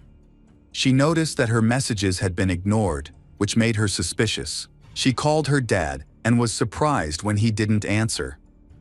His social media pages also showed unread messages, and she couldn't reach her parents, which made her even more worried. So Maid called her brother Benno, who said he was walking his dog in the mountains a few kilometers away from their parents' house, and he couldn't check on them. He seemed worried throughout the call, and his story sounded strange. The dog was very old and sick, barely moving even in their yard, so it was hard to believe he could hike several kilometers into the mountains with the dog. Unable to get more information from Benno, Maid decided to ask a neighbor who lived next door to her parents for help around 1:30 p.m. The neighbor was home, so she agreed to check on her parents. The neighbor knocked on the door, and Benno opened it. At that time, the neighbor was still on the phone with Maid. She immediately recognized her brother's voice and was surprised that he had just refused her request to check on her parents. Benno explained that he had rushed back to his parents' house after walking the dog and was now home. Benno said that their parents were not home and insisted that he did not know where they had gone. Maid called all the hospitals in the city because she had a strong feeling that something was wrong with her parents. Eventually, Maid stopped her outing and returned home. She asked Benno if he knew what had happened to their parents, but he said he did not know. He explained that he had spent the previous day with his girlfriend and had only returned home in the morning when their parents were no longer there. Feeling desperate, Maid decided to contact the police to report her parents missing. At this point, Benno began to discourage her from calling the police. He seemed to be stalling for time, but he suggested another approach that he thought would be more effective. So he contacted a friend who was a police officer for advice on how to handle the situation. Benno's friend suggested contacting a search and rescue service that specialized in mountain rescue, but that didn't help either. In the end, Maid decided to go to the police himself, regardless of whether Benno supported her decision or not. He eventually agreed, and they went to the police station together. The young man told them about his parents' disappearance and suggested that they might have gone into the mountains. He mentioned that an avalanche had occurred in the area they frequented, about a day after they left. He believed that his mother and father might have been buried under the snow. This explanation seemed plausible to the police and became the main focus of the investigation. Laura and Peter were declared missing, and search teams were deployed to the site of the avalanche. Trained dogs were used to search. Despite a thorough search, it took a long time to cover the entire area. The police decided to interview Benno to gather more information. They noticed that he was evasive and increasingly uncomfortable when asked difficult questions, making his behavior seem suspicious. After leaving the office, Benno suddenly displayed a sudden and inexplicable aggression. He attributed this outburst to hunger, fatigue, and stress. The next day, there was still no news from the police about Peter and Laura, prompting Maid to return to the station. Benno tried to stop her again, insisting that the police needed more time to conduct the search. During this time, another girl named Jasmine contacted Benno. It turned out he was chatting with 3 other people on Tinder, and he was particularly interested in Jasmine, and he showed little interest in the ongoing investigation. On January 6, Maid returned to the police station. It had been 2 days since her parents had gone missing. Laura and Peter had not contacted her, which made her believe that something had happened to her parents. They usually informed her before they went into the mountains and would prepare carefully for such trips. She felt the need to conduct a more thorough search of the area near their home. The police were actively involved from the beginning. Initially, they focused on the possibility that the couple had gone missing in the mountains. During this time, Benno went to the supermarket with his new girlfriend, Jasmine, where he bought a large amount of hydrogen peroxide, explaining that he needed it to prepare to sell his father's car. Search teams along with volunteers were organized to search the areas outside the mountains and around Laura. Despite the large resources and the participation of about 600 people in the search effort, Peter and Laura were still missing. Everyone worked together in the hope of finding them quickly. Finally, Maid expressed her concerns. She thought about Benno's strange behavior and the fact that their parents had disappeared shortly after she left the city for a short time. During that time, Benno was supposed to be with them, and their relationship was complicated. She suspected that he might know more than he was letting on. The police decided to question Benno again. This time, during questioning, he was overly friendly, which was surprising given his violent reaction after his previous encounter with the police. The officers suspected that he was deliberately controlling his demeanor to avoid revealing any important information. During this time, suspicions grew that Peter and Laura were likely dead, and it was believed that the couple's son, Benno, might be involved. Benno became the prime suspect. Maid regularly contacted the police, sharing information about Benno and their parents. Benno's behavior was often so rude and aggressive that Laura was afraid to be home alone with him. On January 7, the police tracked Benno down. That day, Jasmine and Benno got into the family car and went to a hardware store where they bought rags, cleaning supplies, a bucket, and hydrogen peroxide. While Benno asked Jasmine to pay for the items, they stopped at a car wash before heading home. The police arrested them there and found all the items they had purchased in the trunk of the car. The car was impounded for further investigation. The police also attempted to confiscate Benno's jacket, but he refused to hand it over. Benno was questioned again that day. Ultimately, he did not provide any useful information, and since there was no evidence against him, he was released. Although the police confiscated the cleaning kit, Benno and Jasmine decided to clean the house. Benno asked her to wear the jacket the police had asked to confiscate. She did not suspect anything and agreed. After a short while, he took the jacket off Jasmine and put it away. Later that day, the police arrested Jasmine, thinking she might be involved in the case. They questioned her for hours about Peter and Laura's disappearance, but could not find any evidence to link her to the crime. Jasmine is later confronted by the Carabinieri police several times during interrogation, including when Benno's jacket is confiscated. Her hair and skin particles are found on the jacket, forcing her to prove her innocence. She explains that she helped Benno clean the house and wore the jacket, but she was unaware of the implications and risk of harm to herself. On January 17, Maid returns to her parents' house and finds Benno there. She decides to voice her suspicions, which leads to an altercation between them. Maid suggests that Benno may be involved in Peter and Laura's disappearance. He becomes hysterical, shaking as he tries to convince her that she is mistaken. He eventually swears that he had nothing to do with it. Despite his assurances, she remains suspicious of Benno, knowing he is a good liar. Benno tries to justify his actions. However, Maid knew about his troubled relationship with their parents and his aggressive nature. He was the only one capable of causing harm to their loved ones. On January 18, Benno was the prime suspect in the case. The police suspected that he had killed his parents and then hidden their bodies. But the police lacked solid evidence. They only found a small blood stain on the car, not enough to confirm the death of his parents. However, the investigation continued. Important information came to light when Benno's phone was confiscated and examined. Geolocation data from the phone was examined on the evening when Peter and Laura went missing.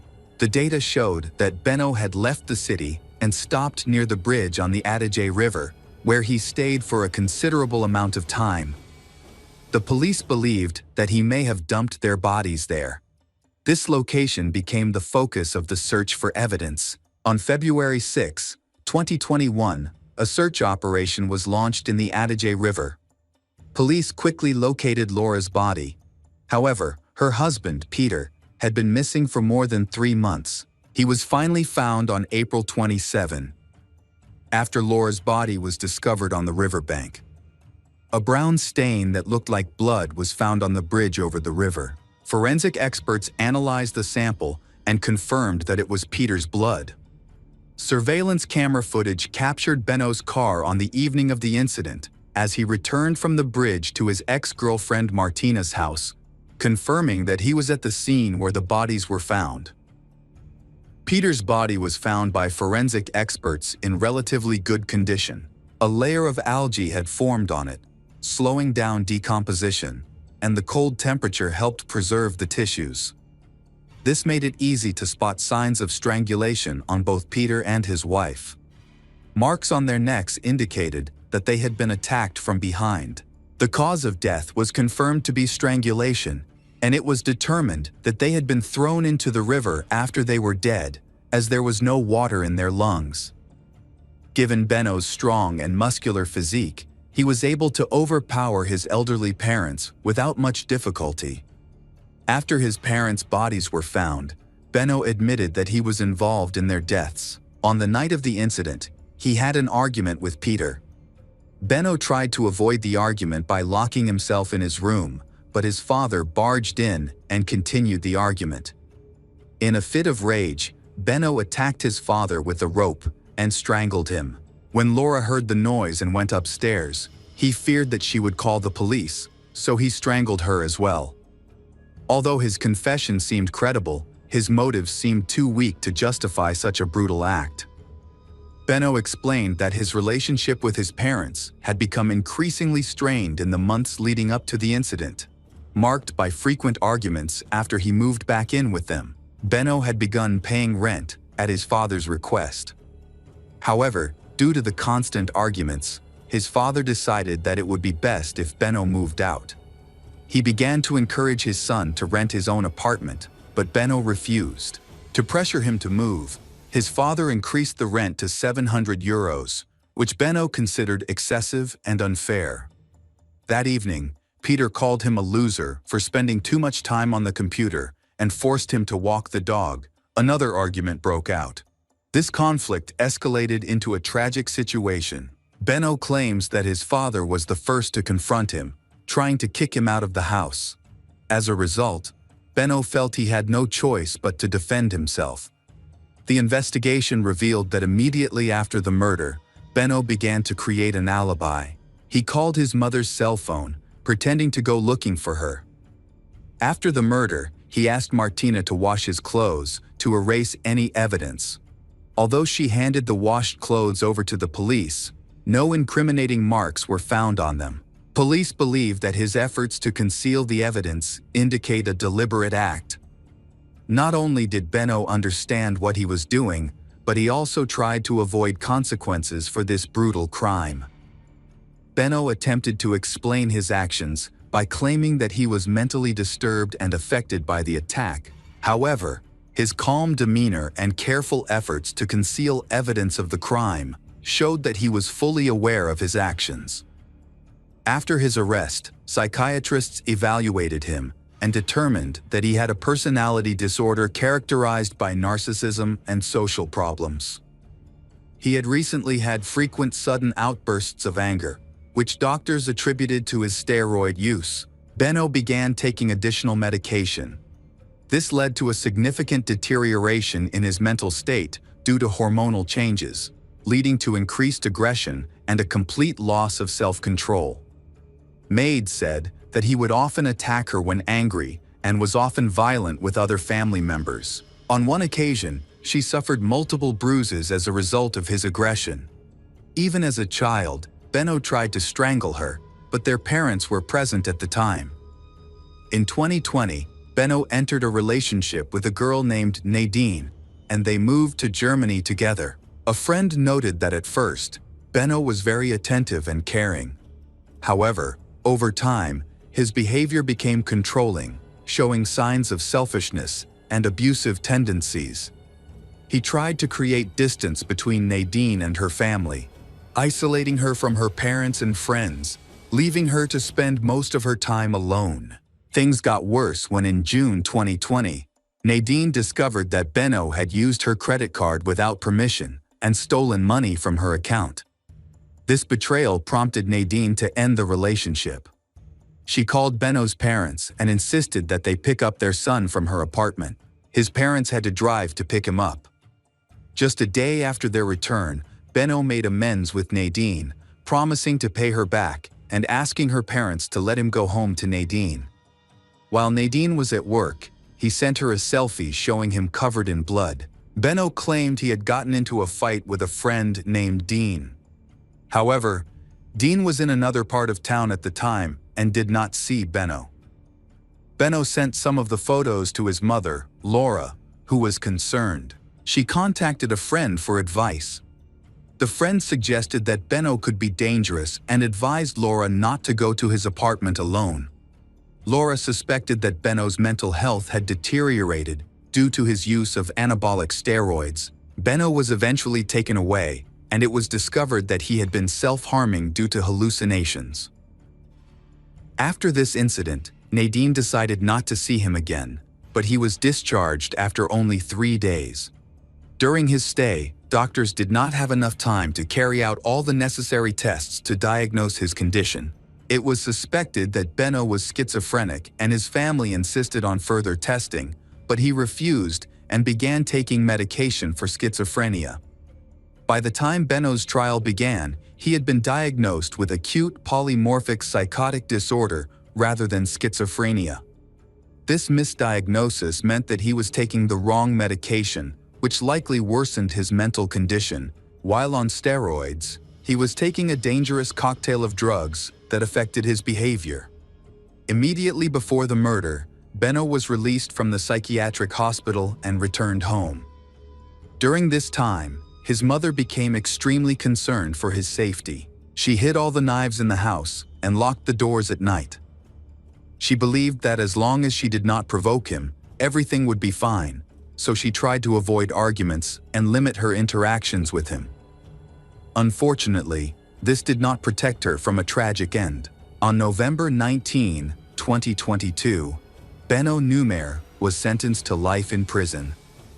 However, his lawyer quickly appealed the decision, arguing that Benno was insane due to a combination of negative factors that worsened his mental condition. To support the defense's claims, several independent medical assessments were conducted, which found him mentally stable. The prosecution pointed out that Benno acted deliberately. as he tried to create an alibi and conceal his actions. Just minutes after the murder, he called his girlfriend, pretending to be worried about his parents' absence. He ruthlessly deceived those around him, sending messages to his deceased mother, deceiving his sister and neighbors, all to escape justice. After the retrial, Benno's life sentence was upheld and remains in effect. The murders of Peter and Laura received considerable media attention in Italy and caused widespread public fear.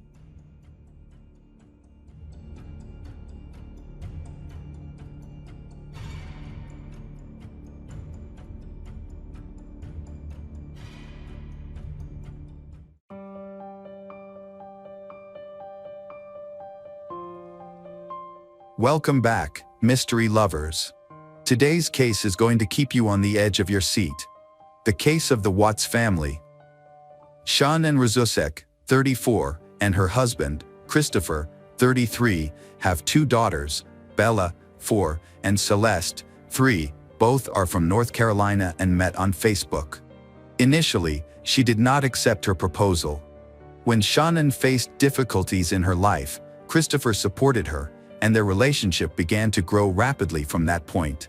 They relocated to Frederick, Colorado, where they got married on November 3, 2012, and decided to start a family despite facing challenges.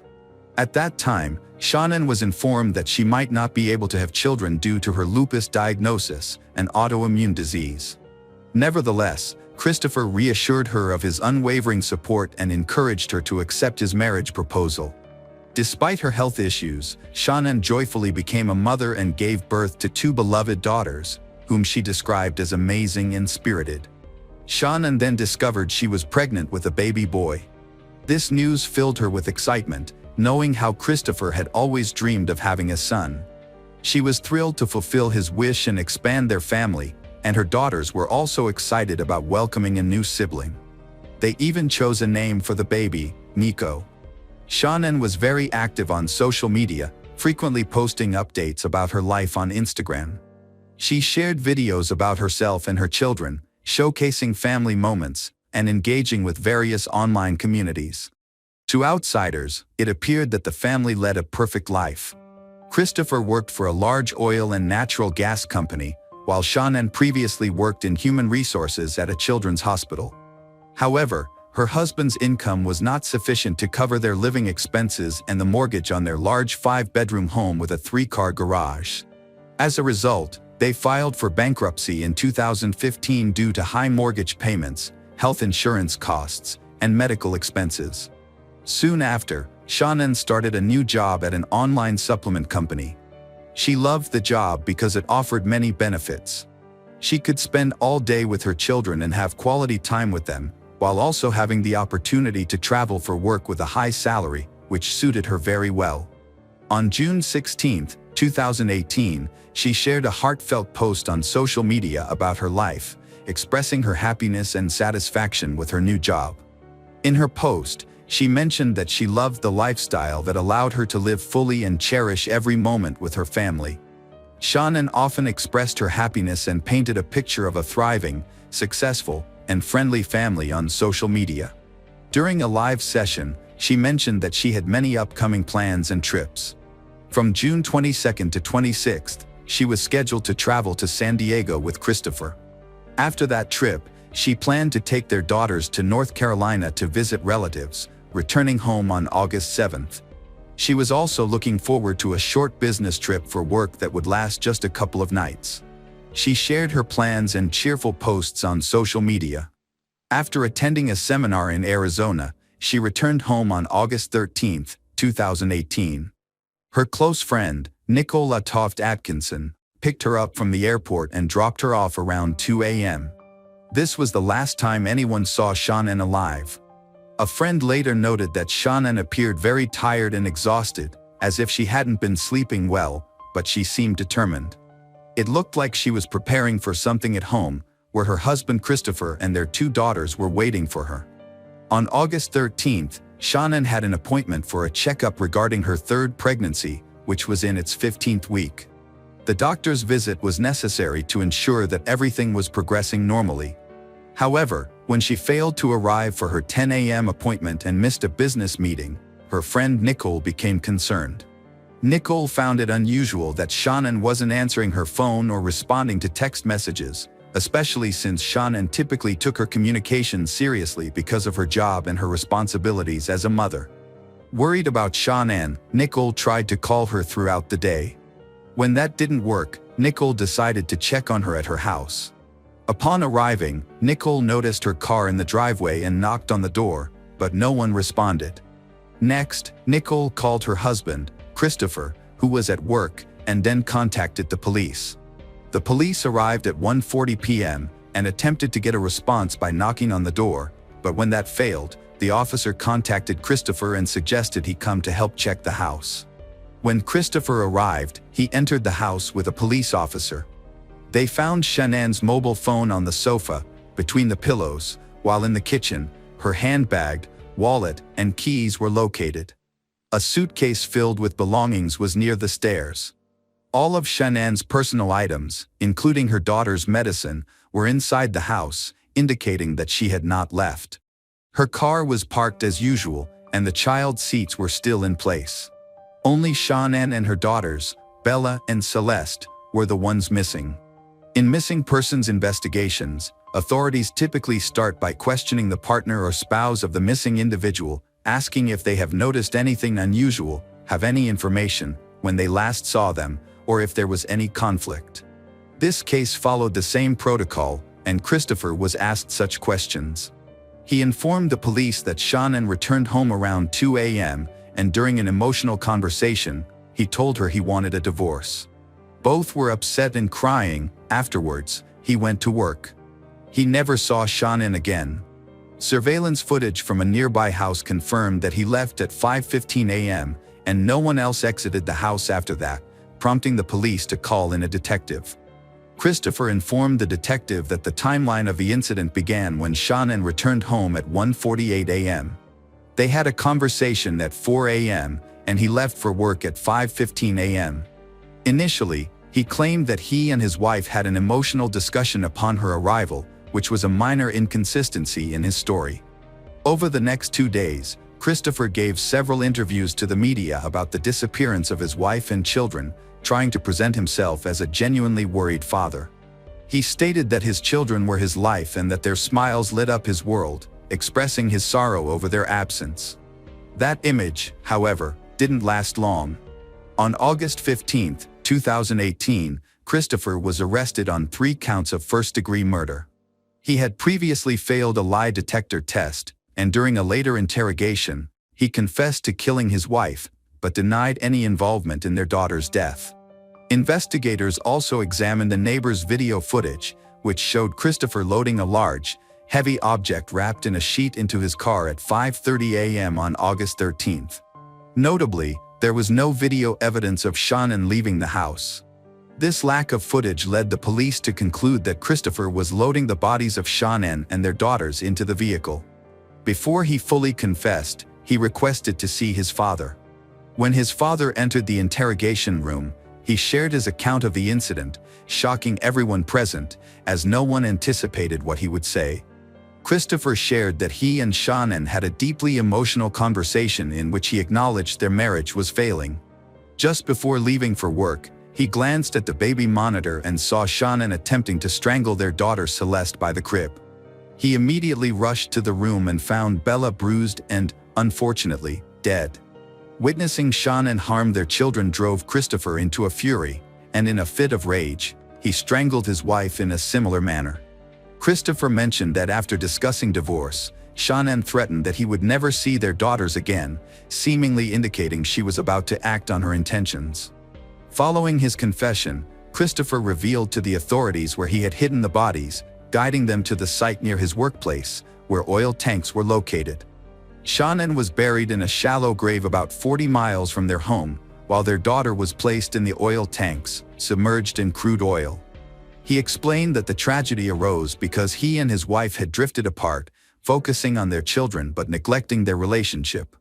However, a significant detail later emerged that changed the narrative. Christopher had been having an affair with a woman named Nicole Kessinger, which began while Shannon and their daughter were visiting relatives in North Carolina. Nickel was a contractor at Christopher's workplace, where they met and quickly entered into a relationship. He told her that he and Shannon had mutually agreed to divorce and mentioned that they had 2 daughters, but he did not disclose that Shannon was pregnant with their 3rd child. Later, Nickel mentioned that if she had known about the pregnancy, she would never have spent time with Christopher. Although their relationship was new, it progressed quickly, and Nickel was already planning to marry him. The day before Shannon and her daughter went missing, Nickel had been shopping for a wedding dress. When Shannon and the kids' disappearance captured public attention, Nickel went to the police to disclose her affair with Christopher.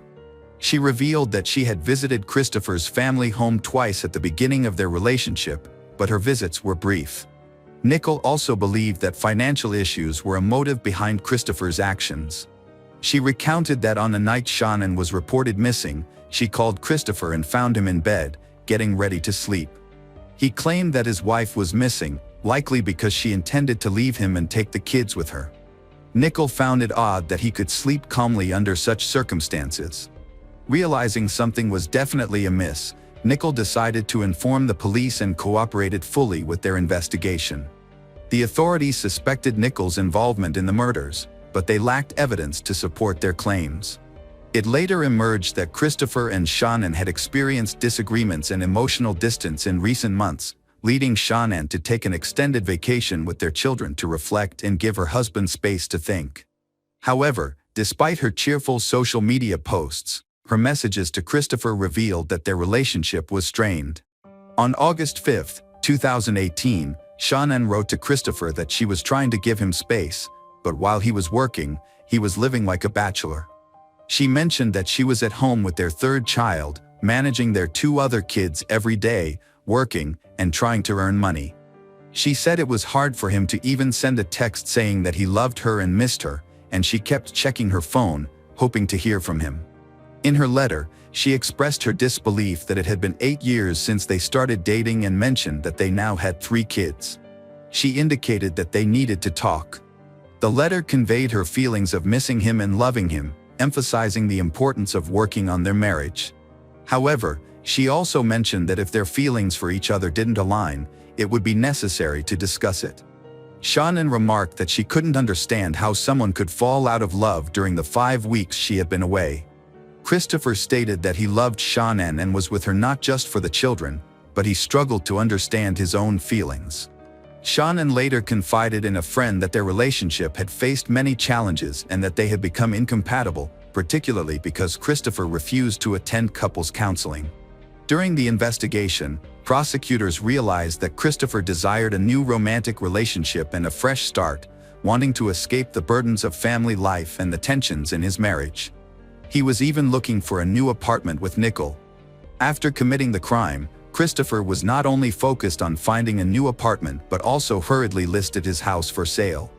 On August 21, 2018, Christopher was charged with 3 counts of first-degree murder, 2 counts related to the murder of a child under 12, 1 count of illegal termination of pregnancy, and 3 counts of abuse of a corpse.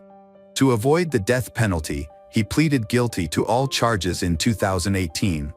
On November 19, he was sentenced to 5 life terms without the possibility of parole, receiving an additional 48 years for illegal termination of pregnancy and 36 years for abuse of a corpse. 2 months after the verdict was announced, Christopher disclosed the truth about the incident. He explained that he had not loved Shannon for a long time but was afraid to leave her because he thought she would take their daughters. He met Nickel at work and was the first to approach her, claiming that he was already in the process of divorcing his wife and did not wear a wedding ring. During an argument, Christopher strangled Shannon in their bedroom. The autopsy indicated that she had suffered for a while, suggesting that she had tried to fight back. At that moment, their older daughter, Bella, walked in and asked what was happening. Christopher told her that her mother was sick and needed to rest. He then wrapped Shannon's body in a sheet and carried it to the car. When their daughter began to cry, scared and confused, Christopher lost control and strangled both of them, Celeste with her own blanket and Bella with his hands. He heard Bella's last words, "Dad, no," as she fought for her life. Christopher then disposed of the bodies by taking them to the oil site where he worked, burying Shannon and throwing his daughter's bodies into oil tanks. After the verdict, Christopher Watts was sent to state prison but was later transferred for safety reasons to a maximum security facility in Wisconsin, where he will spend the rest of his life. The judge who sentenced Christopher described the murders as some of the most inhumane and cruel acts that he had ever encountered in his career. Shannon's father labeled Christopher a heartless monster and expressed a wish that the souls of his daughters haunt Christopher at night. He emphasized that Christopher deserves to suffer.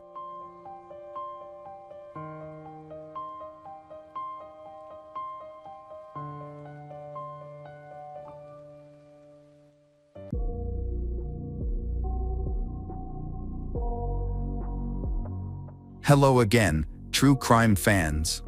We've got another mysterious case to explore. The case of Valerie Pride. Valerie Pride was born on March 9, 1958, and grew up in Arizona with her 5 brothers and 1 sister, which contributed to her strong and determined character. She attended South Mountain High School, where she gained a reputation for her intelligence and ambition. After graduating, she aimed to continue her education at Arizona State University, driven to create a better future for herself. During her high school years, Valerie fell in love with a young man named Jimmy Pride. Their romance flourished, and in 1974, they got married. Just a year later, they welcomed their first daughter, Shansha. In 1977, their family expanded again with the birth of their second daughter, Duana. Despite being a young mother, Valerie continued to pursue her ambitions. She aspired to become an electrician, a profession that was predominantly male at the time, and she did not let anything stand in her way. By the time Duana was born, Valerie had been accepted into a job training program sponsored by the United Electrical Workers, a rare and competitive opportunity. She made history by becoming the first black female electrician at the Palo Verde nuclear plant, all while caring for her 2 young children. Her life was a delicate balance of motherhood, work, and being a trailblazer in her industry. However, Valerie faced challenges in her personal life as well. Her marriage to Jimmy eventually ended in divorce. Even so, she remained strong, focusing on her career and her children, and trying to give them the best life possible. After the divorce, Valerie found new love with Ben Daniels, a co-worker at the nuclear power plant. Ben also had children from a previous marriage, and as their relationship deepened, they began planning for their future together. Although they appear perfect on the outside, their relationship is actually unstable. Valerie's sister, Vicki McDonald, revealed that Ben's past was negatively affecting their relationship. Vicki mentioned that Ben would often reassure Valerie that he had everything under control.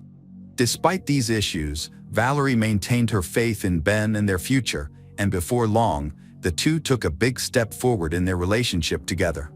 In 1982, Valerie and Ben decided to purchase a new home in a quiet area of South Phoenix, Arizona. This marked a significant milestone in their lives. They selected a newly constructed Spanish-style home, imagining it as a place for a new beginning.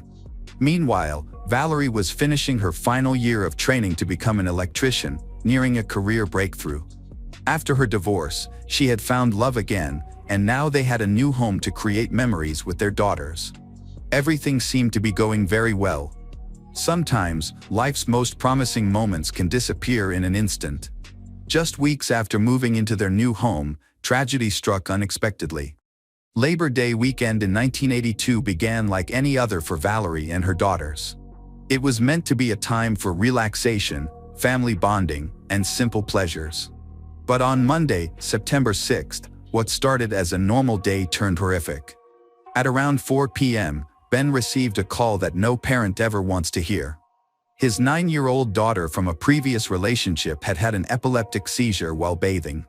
Her mother was with her but had stepped out for a minute.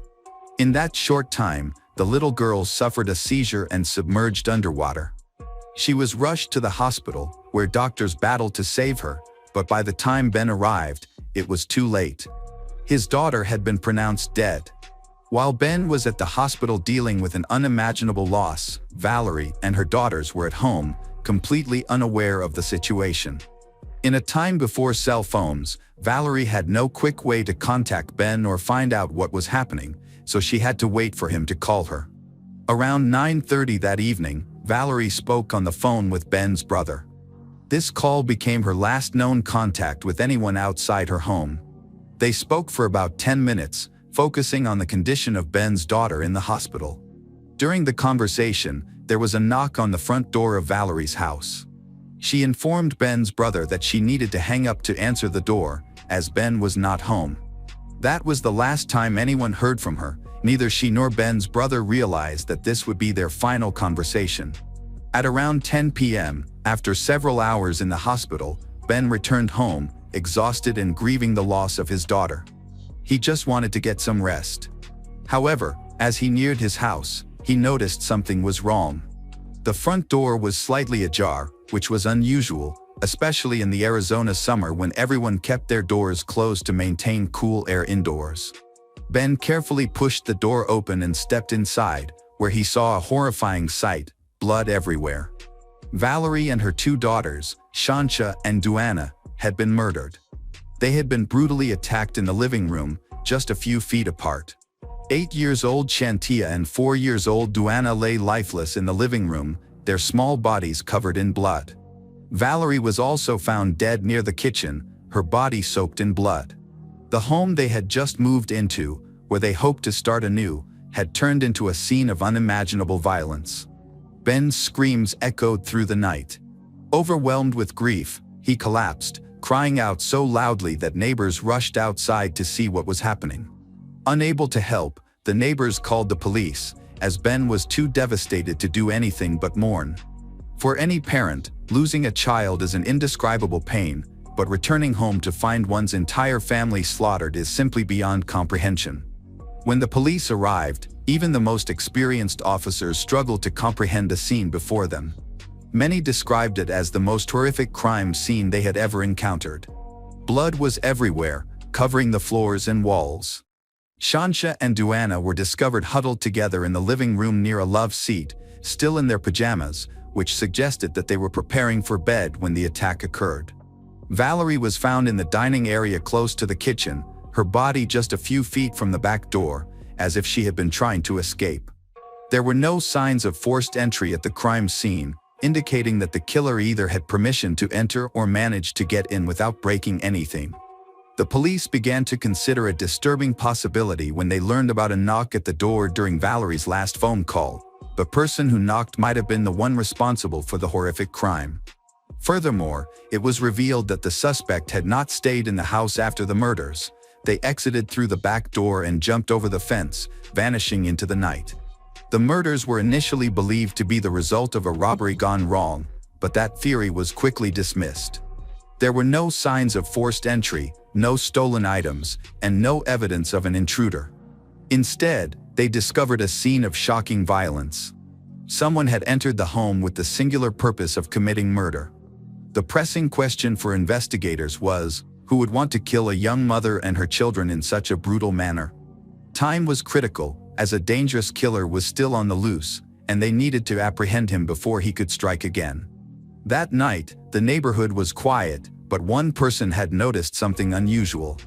As police officers searched the area, a neighbor mentioned hearing a loud argument coming from Valerie's home around 9:45 p.m., but thought it was just a typical family disagreement. When they looked outside, they saw nothing, no suspicious individuals, no signs of trouble, and nothing that seemed alarming.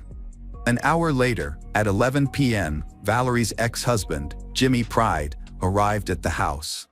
When the officers informed him that his daughters had been murdered, he collapsed on the pavement, screaming in anguish, just like Ben had. He couldn't contain his emotions, writhing in pain and sobbing. The anguish was so intense that the police had to intervene by force to calm him down.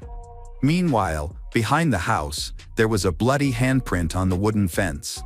This was clear evidence that the murderer had escaped by climbing over the fence and disappearing into the darkness, likely through the yard of a nearby abandoned home.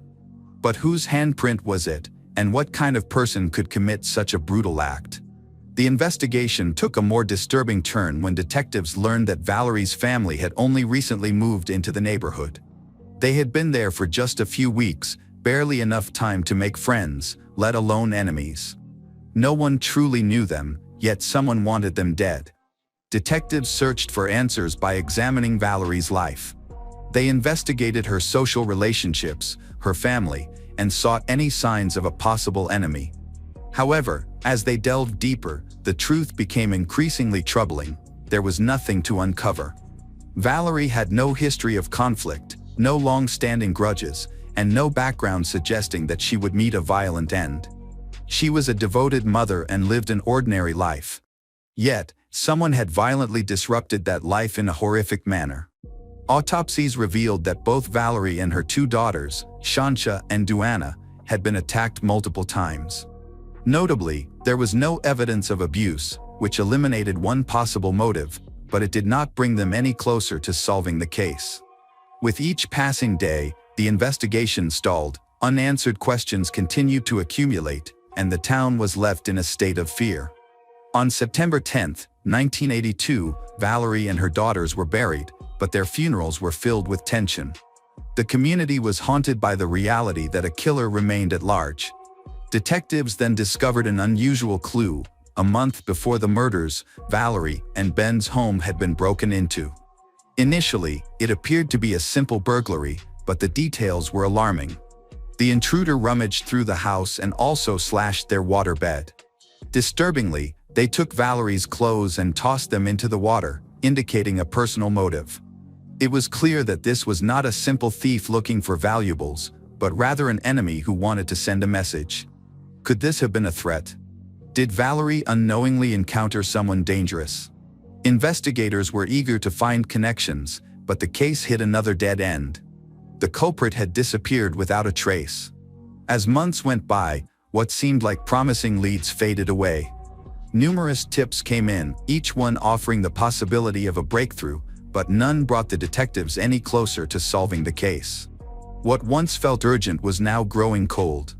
As the situation became tense, rumors began to spread throughout the town, accompanied by various theories, such as ghosts in the night. One particularly chilling theory suggested that the recent murders were linked to the tragic death of Ben's daughter. Some residents speculated that Valerie and her daughters were murdered as a twisted form of revenge. Ben's 9-year-old daughter had died in an accident, leading some to believe that someone held Valerie responsible for it. However, investigators later clarified that the girl had suffered an epileptic seizure and had drowned, with the autopsy confirming that there was no foul play involved. Despite this, rumors continued to thrive, contributing to the growing anxiety in the town. As the one-year anniversary of the murders approaches, detectives have not yet found any new leads. The murders of Valerie and her daughters shocked the community, and investigators are still searching for information, but to no avail. Valerie's Union and the Silent Witness Program have offered a $2,000 reward, yet no significant evidence has been uncovered so far. In August 1983, the case took an unexpected turn. Police announced that a suspect had been arrested, and the news quickly spread throughout the town, raising hopes that justice would be served. What surprised everyone, however, was that the suspect was only 14 years old and still a high school student. Authorities also disclosed that they were searching for 2 other suspects, one juvenile and one adult, believed to be involved in the murders. The police suspected that the murder might have been an act of revenge for the death of Ben's daughter, a theory that had been discussed but never confirmed. The arrested teenager was believed to be related to Ben's daughter. Could Valerie have been blamed for the child's death? Was there a deep-seated resentment that led to something violent? This idea was frightening, but it raised more questions than it answered. If Ben's daughter's death was considered an accident, why would anyone blame Valerie for it? And if the motive was revenge, why target her daughters as well? It was confusing, and even the investigators were skeptical. Just when it seemed that a motive had been identified, the case became more complicated. Within 24 hours of the arrest, the 14-year-old was released. The district attorney decided not to file charges, stating that more investigation was necessary.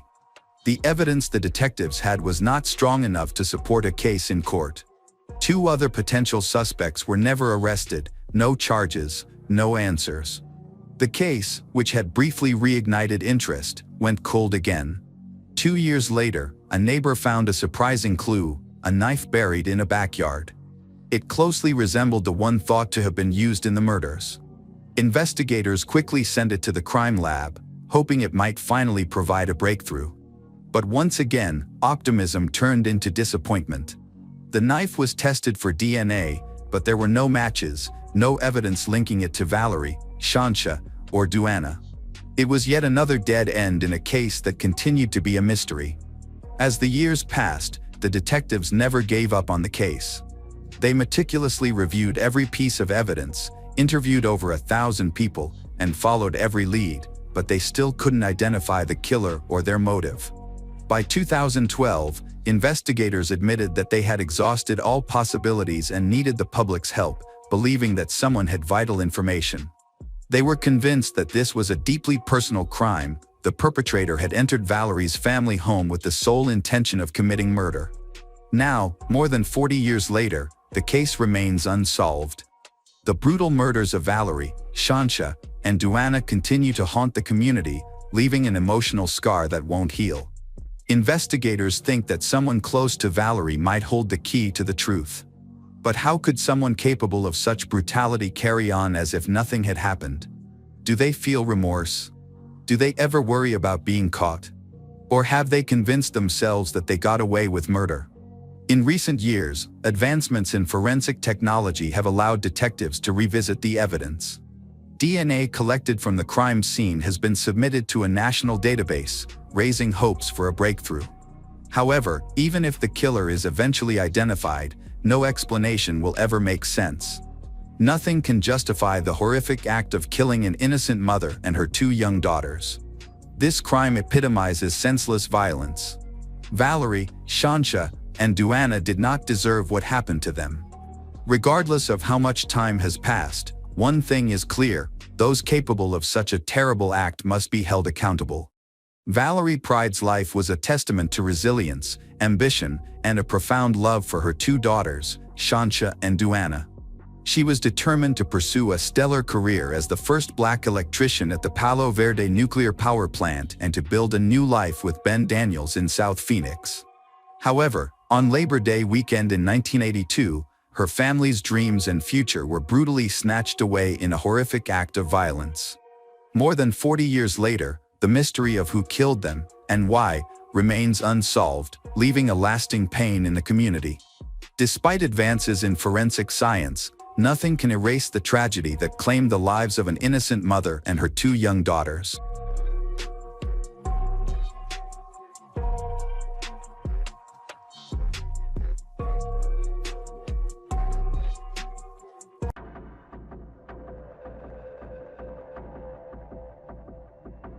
This man was convicted of slaughtering 7 individuals, including his own children.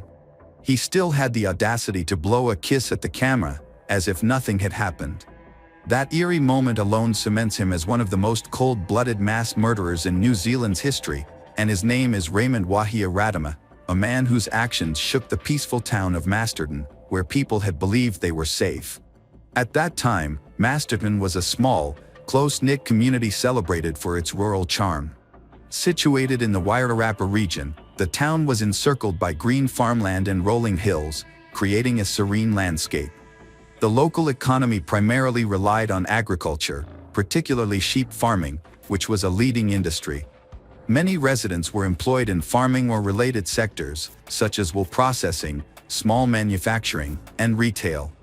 Life there moved at a slow and predictable pace. Violent crime was uncommon.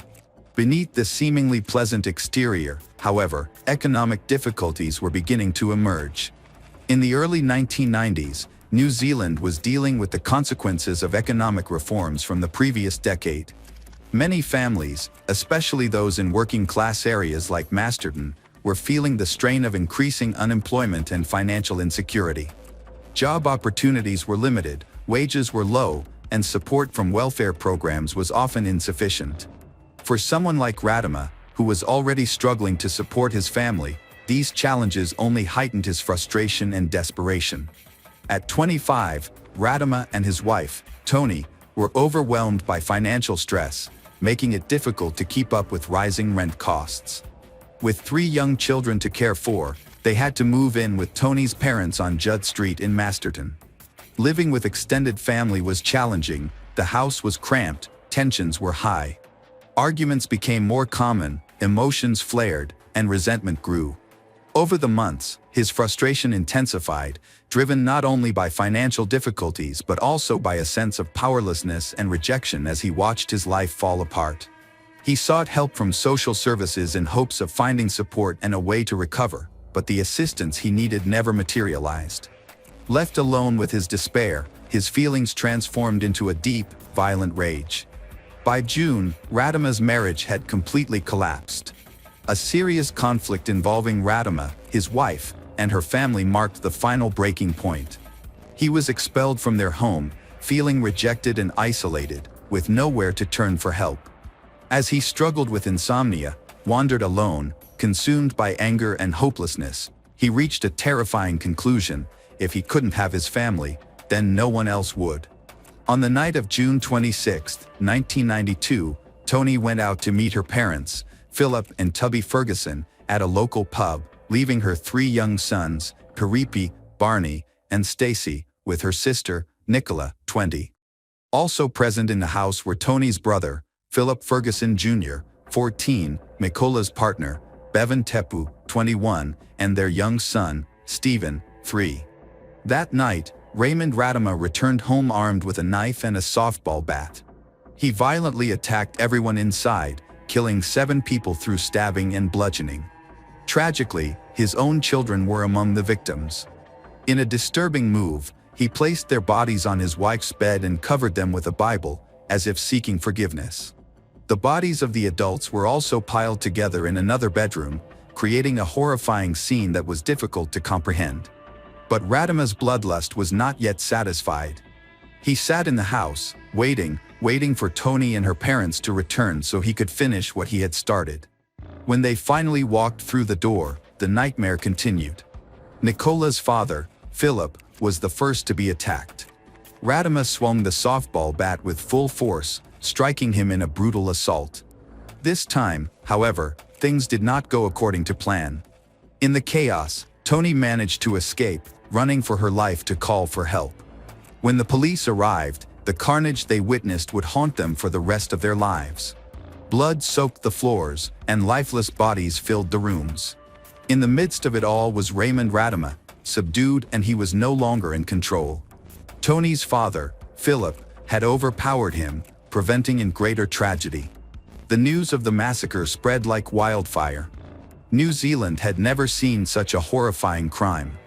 A father, a husband, a son-in-law, someone who was supposed to protect his family, had instead wiped them out in cold blood. The community of Masterton was left reeling, struggling to understand how something so monstrous could have happened in their quiet town. Radima was arrested at the scene and taken into custody. His initial demeanor was eerily calm, as if he had accepted his fate. He offered little resistance, making no attempt to flee. During questioning, he showed minimal emotion, providing cold, matter-of-fact responses. Investigators were disturbed by his apparent lack of remorse. When Radima stood trial in 1993, the nation watched in shock. He expressed remorse, but the sheer brutality of his crimes left many wondering if it was genuine or merely an attempt to save himself from the harshest punishment. During the trial, the prosecution painted a picture of a man who had allowed his rage and feelings of inadequacy to fester for too long. The defense, on the other hand, argued that Radima had been pushed to his breaking point due to financial strain and rejection by his wife's family. Mental health professionals were brought in to assess his state of mind, but ultimately, the jury saw through any justifications. The judge described the killings as unimaginable. Radima was sentenced to life imprisonment for 7 counts of murder. Additionally, he was given 10 years for the killing of an unborn child and another 7 years for attempted murder. Even behind bars, the horror of what he had done did not fade. The parole board repeatedly denied his bids for release, citing his continued struggles with banned substance abuse.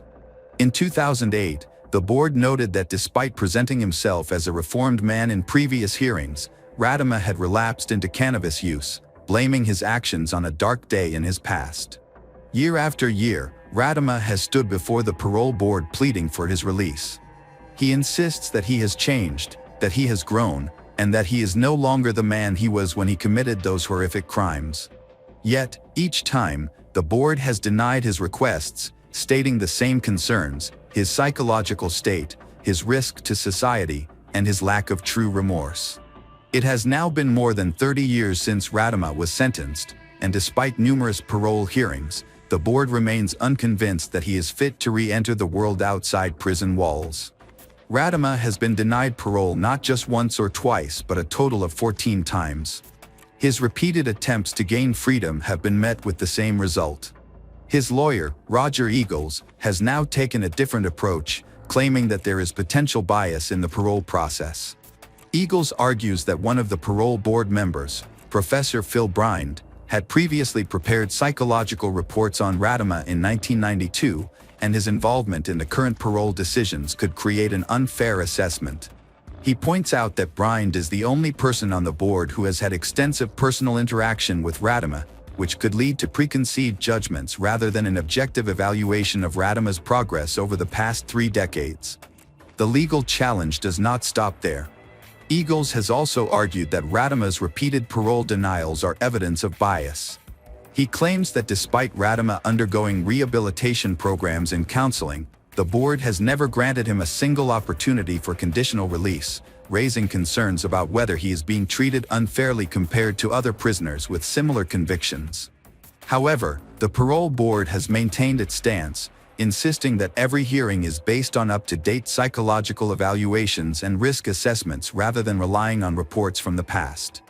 They argue that Radama's continued imprisonment is not the result of bias but rather the outcome of his failure to meet the necessary criteria for release. Another point of contention in Radama's case is the way his parole hearings have been conducted. Eagles has argued that previous hearings have gone off track, with the board focusing too much on questioning Radama about his motivations for the crimes and the impact on his victims. He claims that the discussions have shifted from evaluating whether Radama is fit for release to revisiting his past, which should not be the central focus of the hearings. Eagles contends that while it is understandable for the board to consider the severity of Radama's crimes, parole decisions should be based on his rehabilitation and risk factors in the present, rather than continuously re-examining the past. In 2021, it was revealed that Radama had begun a relationship with a woman who had suffered childhood trauma. The board expressed concerns about this relationship, fearing that it could trigger another violent episode given Radama's history and the emotional volatility that played a role in his past actions. The board was deeply troubled by this revelation and questioned whether Radama was capable of forming healthy relationships, or if this new connection was a sign of unresolved psychological issues. Despite attending nearly 100 sessions with a psychologist, board members still believed Radama lacked insight into his crimes, which made them skeptical of his ability to maintain a stable and responsible relationship outside of prison. The concern was not just about Radama himself, but also about the potential harm that could come to his partner if he were released without proper safeguards in place. During one of his parole hearings, Radama made a statement that only reinforced the board's concerns. He claimed that he had loved his children and believed he was putting them in a better place by taking their lives. This statement sent chills down the spines of the parole board members, as it suggested that Radama still harbored a distorted sense of justification for his actions, rather than fully accepting the gravity of his crimes. His words implied that he had once rationalized these actions as an act of mercy. The board saw this as a major red flag, indicating that Radama had not yet reached a true understanding of his past actions or the level of self-awareness and accountability required for parole consideration. Despite these concerns, reports from inside the prison indicate that Radama has generally maintained good behavior. He has been described as respectful within the prison environment, and there have been positive reports about his work while incarcerated. Additionally, corrections officials have stated that there is no further need for additional rehabilitation programs, as Radama has already completed the necessary courses. However, even with these positive notes, the parole board has remained firm in its decision to keep him behind bars, stating that good behavior in a controlled environment does not necessarily translate to safe behavior in the outside world. In his most recent parole hearing in 2024, Radama made a significant admission. For the first time in over 3 decades, he acknowledged that the killings were intentional. This directly contradicted his previous claims. While this confession marked a departure from his earlier statements, it still failed to provide clarity on the most crucial question: why? Despite finally admitting his intent, Radama refused to explain his motives. During the hearing, he expressed deep regret, stating, "I was a very selfish man for what I did. All I can say is that I really regret wholeheartedly the decision that I made in order to kill all those many children and adults. I hate myself for what I've done." However, the parole board remained skeptical. They pointed out that his changing narrative over the years only raised further concerns about his credibility. Given his history of inconsistent explanations, the board questioned whether this newfound admission was genuine or simply another attempt to manipulate the system in his favor. The victims' families continue to oppose his release, maintaining that Radama has never fully explained his actions or shown true remorse to them. His admissions mean little without an honest, clear acknowledgement of why he did what he did. Many still believe that Radama poses a danger to society and should never be granted parole. In response to these concerns, the board recommended that Radama be transferred to a special treatment unit for violent offenders. However, he resisted the move, arguing that it would be a step backward in his rehabilitation rather than a constructive measure. Despite his efforts, the parole board once again denied Radama's release. The ruling made it clear that while his latest statement represented a shift, it was not enough to justify granting him freedom. The board emphasized that public safety remained their top priority and that Radama's risk factors had not diminished to a satisfactory level. For now, Raymond Wayne Radama remains in prison, and his next parole eligibility will come in April 2025. Whether he will finally succeed in persuading the board remains uncertain. However, given his long history of denied applications, changing statements, and ongoing concerns from the victims' families, his path to release remains as difficult as ever.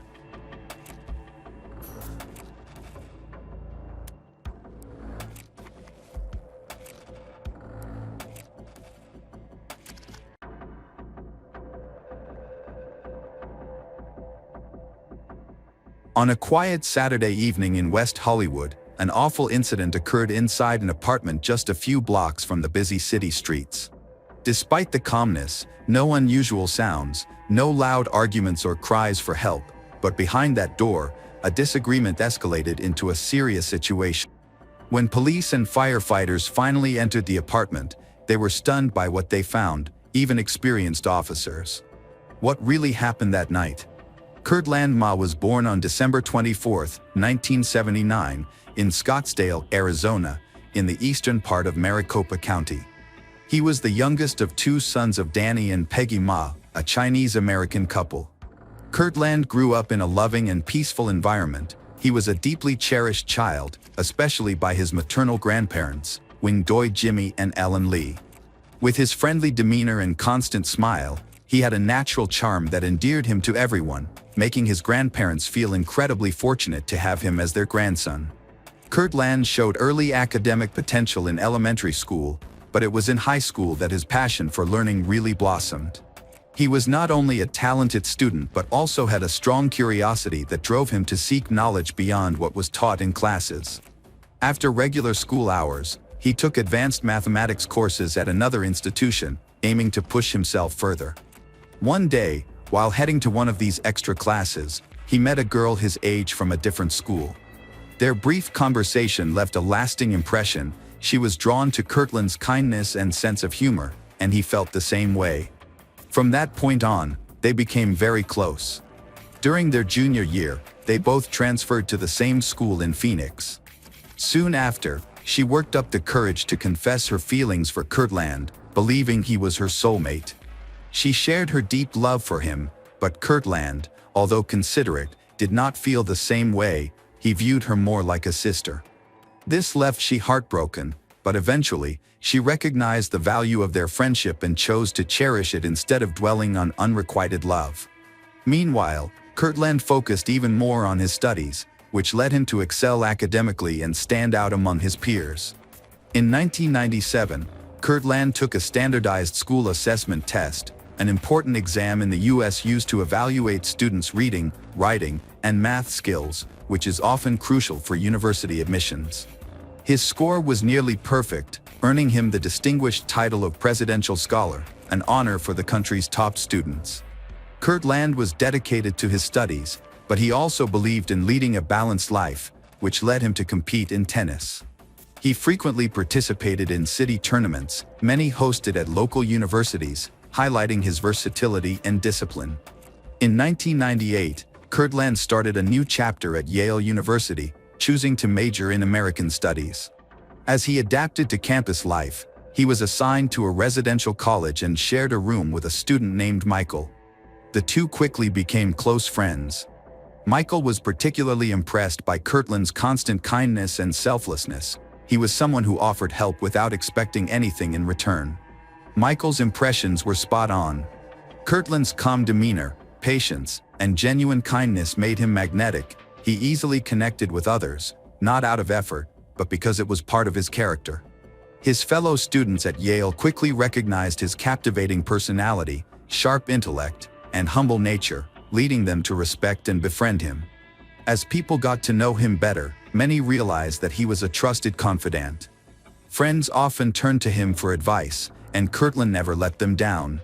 He showed his appreciation not through grand declarations but through thoughtful gestures. During trips to New York City, just a couple of hours away from campus, he would often return with small gifts for those he cared about. Although he and female friend no longer lived in the same city, their friendship never faded. In one of their many conversations, she asked him why he never spoke about dating women. Deep down, she believed his silence was a kind way of sparing her feelings, but she wasn't prepared for the answer Kurt Land gave. In a moment of honesty, Kurt Land shared a part of himself he had kept private. He simply wasn't attracted to women. He explained that he was gay. She, surprised but open-hearted, listened carefully. Although it saddened her to think that Kurt Land hadn't felt safe sharing this sooner, that conversation, free of judgment and full of trust, marked a turning point. It allowed Kurt Land to embrace his identity more freely. From that day forward, he confided in she about the men he was attracted to. After graduating in 2002, Kurt Land pursued another dream, traveling the world. His first destination was China, where he taught English and later took part in a cultural exchange program. This experience led him to Spain, where he lived with a host family and immersed himself in a different culture. Those months abroad helped him gain clarity about his future. By 2004, Kurt Land realized he wanted to become a doctor. Driven by a strong sense of purpose, he returned to Yale, this time attending its School of Medicine. He continued to excel academically, writing his medical thesis on how traditional Chinese medicine could be applied to treat HIV patients in Hong Kong. After earning his degree in 2008, Kurt Land moved to Manhattan to start his emergency medicine residency. During this time, he volunteered with a team of about 40 local healthcare professionals dedicated to educating New York's LGBTQ community about the risks associated with illicit substance use and unsafe intimate relationships. Kurt Land's dedication as a doctor shone through when he made an exceptional and precise diagnosis for a patient with a rare type of fish poisoning. This case was significant enough to be featured in an article in the New York Times. Outside of his medical career, Kurt Land enjoyed a lively social life, attending various gatherings and events when his schedule permitted. It was during one of these social outings that he met Andre Davids. Born in 1977 and a native of New York, Andre was very close to his sister. Unlike Kurt Land, who was outgoing, Andre was more introverted. At that time, Andre was undergoing medical treatment, but the details of his condition were kept private. What was known was that his treatment involved medication that could potentially interact dangerously with other substances. Despite their differing personalities, Kurt Land and Andre quickly felt a strong attraction to each other. What began as a friendship soon blossomed into a romantic relationship. Even though Kurt Land was open about many aspects of his life, he chose to keep his relationship with Andre private for a long time, even from his closest friends and family. By the time he completed his medical residency, he felt it was time to take a break from the pace of New York City. Longing to reconnect with his family, Kurt Land returned to Arizona in July 2012. He temporarily moved in with his parents, Peggy and Danny. Grateful to be home again and the support of his loved ones, Kirtland shared his happiness on social media. Soon after, he began working at 2 hospitals in the Phoenix metropolitan area. Though miles apart, his bond with Andre remained strong. He also kept in touch with his friends in New York, often reuniting with them during visits, whether they came to Arizona or he traveled east. Eventually, Andre began accompanying him on these trips until, in 2013, he decided to move to Arizona permanently to be closer to Kirtland. That September, Kirtland posted a photo of the 2 of them together online, making their relationship public for the first time. The revelation surprised some friends, but they warmly welcomed Andre into their circle. They didn't just offer polite gestures, they genuinely tried to include him socially. However, from the outset, Andre seemed reluctant to connect. His jealousy toward Kirtland's friendships gradually became more noticeable over time. This possessiveness intensified, and he began asking Kirtland to avoid spending time with his friends. Kirtland, ever the optimist, remained calm. He didn't allow Andre's behavior to derail his own goals. He continued making plans with his friend, even organizing trips together. Rather than feel discouraged, Kirtland believed that a new environment might help their relationship. He dreamed of moving to a more open and accepting place for LGBT people, somewhere they could thrive as a couple. After giving it thoughtful consideration, California seemed like the perfect destination. He was excited by the idea and shared his vision with Andre, assuring him that they would embark on this new chapter together. Once they relocated, Kirtland began working at a hospital. Simultaneously, he looked forward to being more active in the LGBT community. California, with its vibrant culture and inclusivity, felt like the ideal place to do just that. True to his enthusiastic nature, the prospect energized him deeply. In February 2014, they rented an apartment in West Hollywood, a lively neighborhood known for its nightlife and diversity. Initially, only Andre moved in, as Kirtland had to make a trip to Japan. But upon returning to the US on March 24, Kirtland sensed immediately that the change in scenery had done little to repair what was broken. The tensions between them still lingered. For the first time, he seriously contemplated ending the relationship. On the afternoon of Saturday, March 29, 2014, after a restless night for Andre, who had used banned substances and barely slept, Kirtland decided it was finally time to have the difficult conversation they had avoided for too long. Calmly, he expressed his dissatisfaction with where things were heading and admitted that he was considering dating other people. Andre, unprepared, unwilling to accept the possibility of separation, refused outright. He also rejected any suggestion of an open relationship, insisting on exclusivity. The conversation quickly escalated into an argument as tensions flared until both men reached for kitchen knives.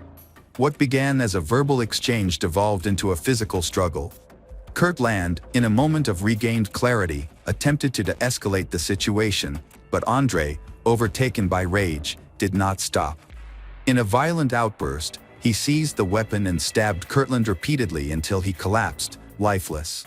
Panicked and unsure of what to do next, Andre called his sister and told her they had a serious fight, but he withheld the horrifying truth of what had just happened. Alarmed by her brother's unstable behavior and fearing he might harm himself, Andre's sister immediately contacted the police, sharing all the information she had. Officers were dispatched to the address she provided to conduct a check. However, when no one responded at the door, they eventually left the scene. As the hours passed and she remained without news, Andre's sister called the police again. This time, officers returned to the apartment, accompanied by a team of firefighters. At 4:55 p.m. on Saturday, March 29, 2014, both teams entered an apartment in West Hollywood. Inside, they found a gruesome scene. Kirtland was on the kitchen floor after a violent attack. In the bathroom, Andre was in the tub, injured and holding a knife, threatening to take his own life. Next to him were a cell phone and a bottle of pills. A police officer quickly secured the knife, while the fire department helped lift Andre out of the tub. He was taken to a nearby hospital to treat injuries on his neck and wrists. Unfortunately, paramedics confirmed that they could do nothing for Kirtland, who was officially pronounced dead by the Los Angeles County coroner just before 7 p.m. The autopsy showed the extent of Kirtland's injuries. He had suffered 40 stab wounds from various sharp kitchen tools, was disemboweled, some organs were stuffed into the mouth, and pills were stuffed into the body cavity. From the outset, Andre Davids was identified as the main suspect. At the hospital, toxicology tests revealed multiple substances in his system. When detectives spoke with Andre in his hospital room, he did not refuse to answer their questions. Instead, he confessed to the murder and recounted the events leading up to it, expressing deep remorse and a wish to end his life. On Sunday, March 30th, 2014, after further investigation, Andre was arrested at the West Hollywood Sheriff's Station. He was charged with murder involving a deadly weapon and held on a $1 million bail. He was then moved to the correctional facility in Los Angeles. News of Kirtland's murder spread quickly, dominating headlines and attracting significant media attention. Just a week later, a separate violent incident in the same apartment complex injured several people, causing widespread fear among residents. Many began to reassess their safety in the area. Andre's trial started in December 2015. He faced charges of voluntary manslaughter and second-degree murder. The distinction between these charges was crucial because California law required the prosecution to prove whether the crime involved express or implied malice, which impacted the potential sentence severity. Kirtland's family advocated for the most serious charge, which could lead to life imprisonment. In contrast, the defense argued that Andre's mental state was impaired by banned substance use and prescription medications. They pointed out that Andre had no prior history of violence and claimed that the killing occurred in a moment of intense emotional distress, a common argument for reducing charges in emotionally driven crimes.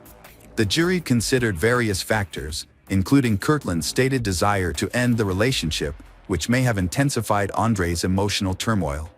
On December 17, 2015, Andre Davids was convicted of voluntary manslaughter. His sentencing hearing took place on January 21, 2016, at the Los Angeles Superior Court. A particularly emotional moment occurred when Wayland, Massachusetts, the older brother of the victim Kirtland, addressed the court. He spoke directly to Andre, conveying his deep pain and anger over the loss of his brother in such a violent manner.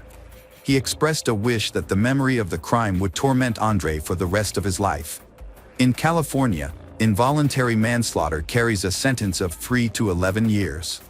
The judge decided to impose the maximum sentence of 11 years, along with an additional year for the use of a deadly weapon. Kirtland's family and many others in the community were deeply troubled by the verdict, believing the sentence to be too lenient given the brutality of the crime. Some even called for a retrial to seek a harsher punishment, but the Fifth Amendment of the U.S. Constitution prohibits a second trial for the same crime. Andre's legal team appealed the 12-year sentence, seeking a reduction. The appeal was heard on November 17, 2016, by a panel of 3 judges in California's 2nd District Court of Appeal. The defense argued for a mid-range sentence of 6 years. However, the deputy district attorney described the crime scene as one of the most horrific she had ever seen, which left the judges convinced of the crime's severity. In her closing statement, the deputy district attorney highlighted Andre's danger to society. Ultimately, the judges upheld the original sentence, agreeing that the nature of the crime warranted the maximum punishment allowed by law. The tragic death of Kirtland marked a profound loss for his family, friends, and the communities he touched. A gifted doctor and compassionate soul, Kirtland's journey from a cherished child in Scottsdale to a respected physician in West Hollywood was defined by kindness, intellect, and a commitment to helping others. His life, cut short by a violent act born of personal turmoil, left an indelible void.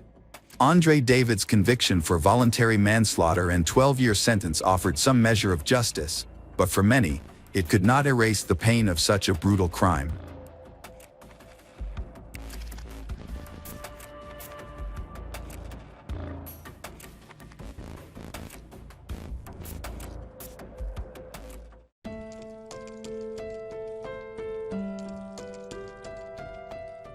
Born on May 20, 1998, in Louisville, Colorado, Ashley Doolittle discovered her love for horses at the age of 5. Growing up in a supportive family and following her dreams, she always aspired to be a role model in her community, like many other young girls. Ashley was raised by her parents, Anne Marie and Jeff Doolittle, along with her 2 brothers, Brandon and Michael. From an early age, her vibrant personality attracted people to her. By the time she was 5, she had her first pony, igniting a lifelong passion for horseback riding that became a key part of her identity. Her love for horses and the sense of community she found in this world gave her purpose. A few years later, at the age of 8, she began attending horse shows and immediately fell in love with the community atmosphere and rodeo lifestyle. She actively participated in rodeo events and achieved many accomplishments. In 2016, at around 18 years old, she was honored with the title of Lady in Waiting, a respected position in the rodeo community. This role involved assisting the rodeo queen and entailed various responsibilities, such as organizing fundraisers, supporting sponsors, attending community events, and representing the event as a spokesperson. Receiving this title was a great honor for Ashley, bringing her one step closer to her ultimate goal of becoming rodeo queen.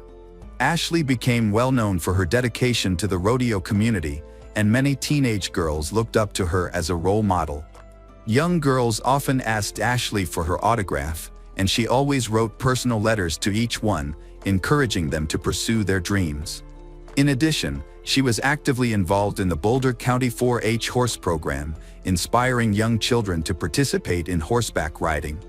Ashley competed on various horse judging teams, participated in horse shows, and earned the title of Champion High Individual at the National 4-H Western Roundup. But Ashley had even bigger ambitions. She is a founding member and has served as vice president for 2 terms of the Thomas Valley FFA, the Future Farmers of America. FFA is an organization that supports individuals intending to enter and lead in the agricultural field.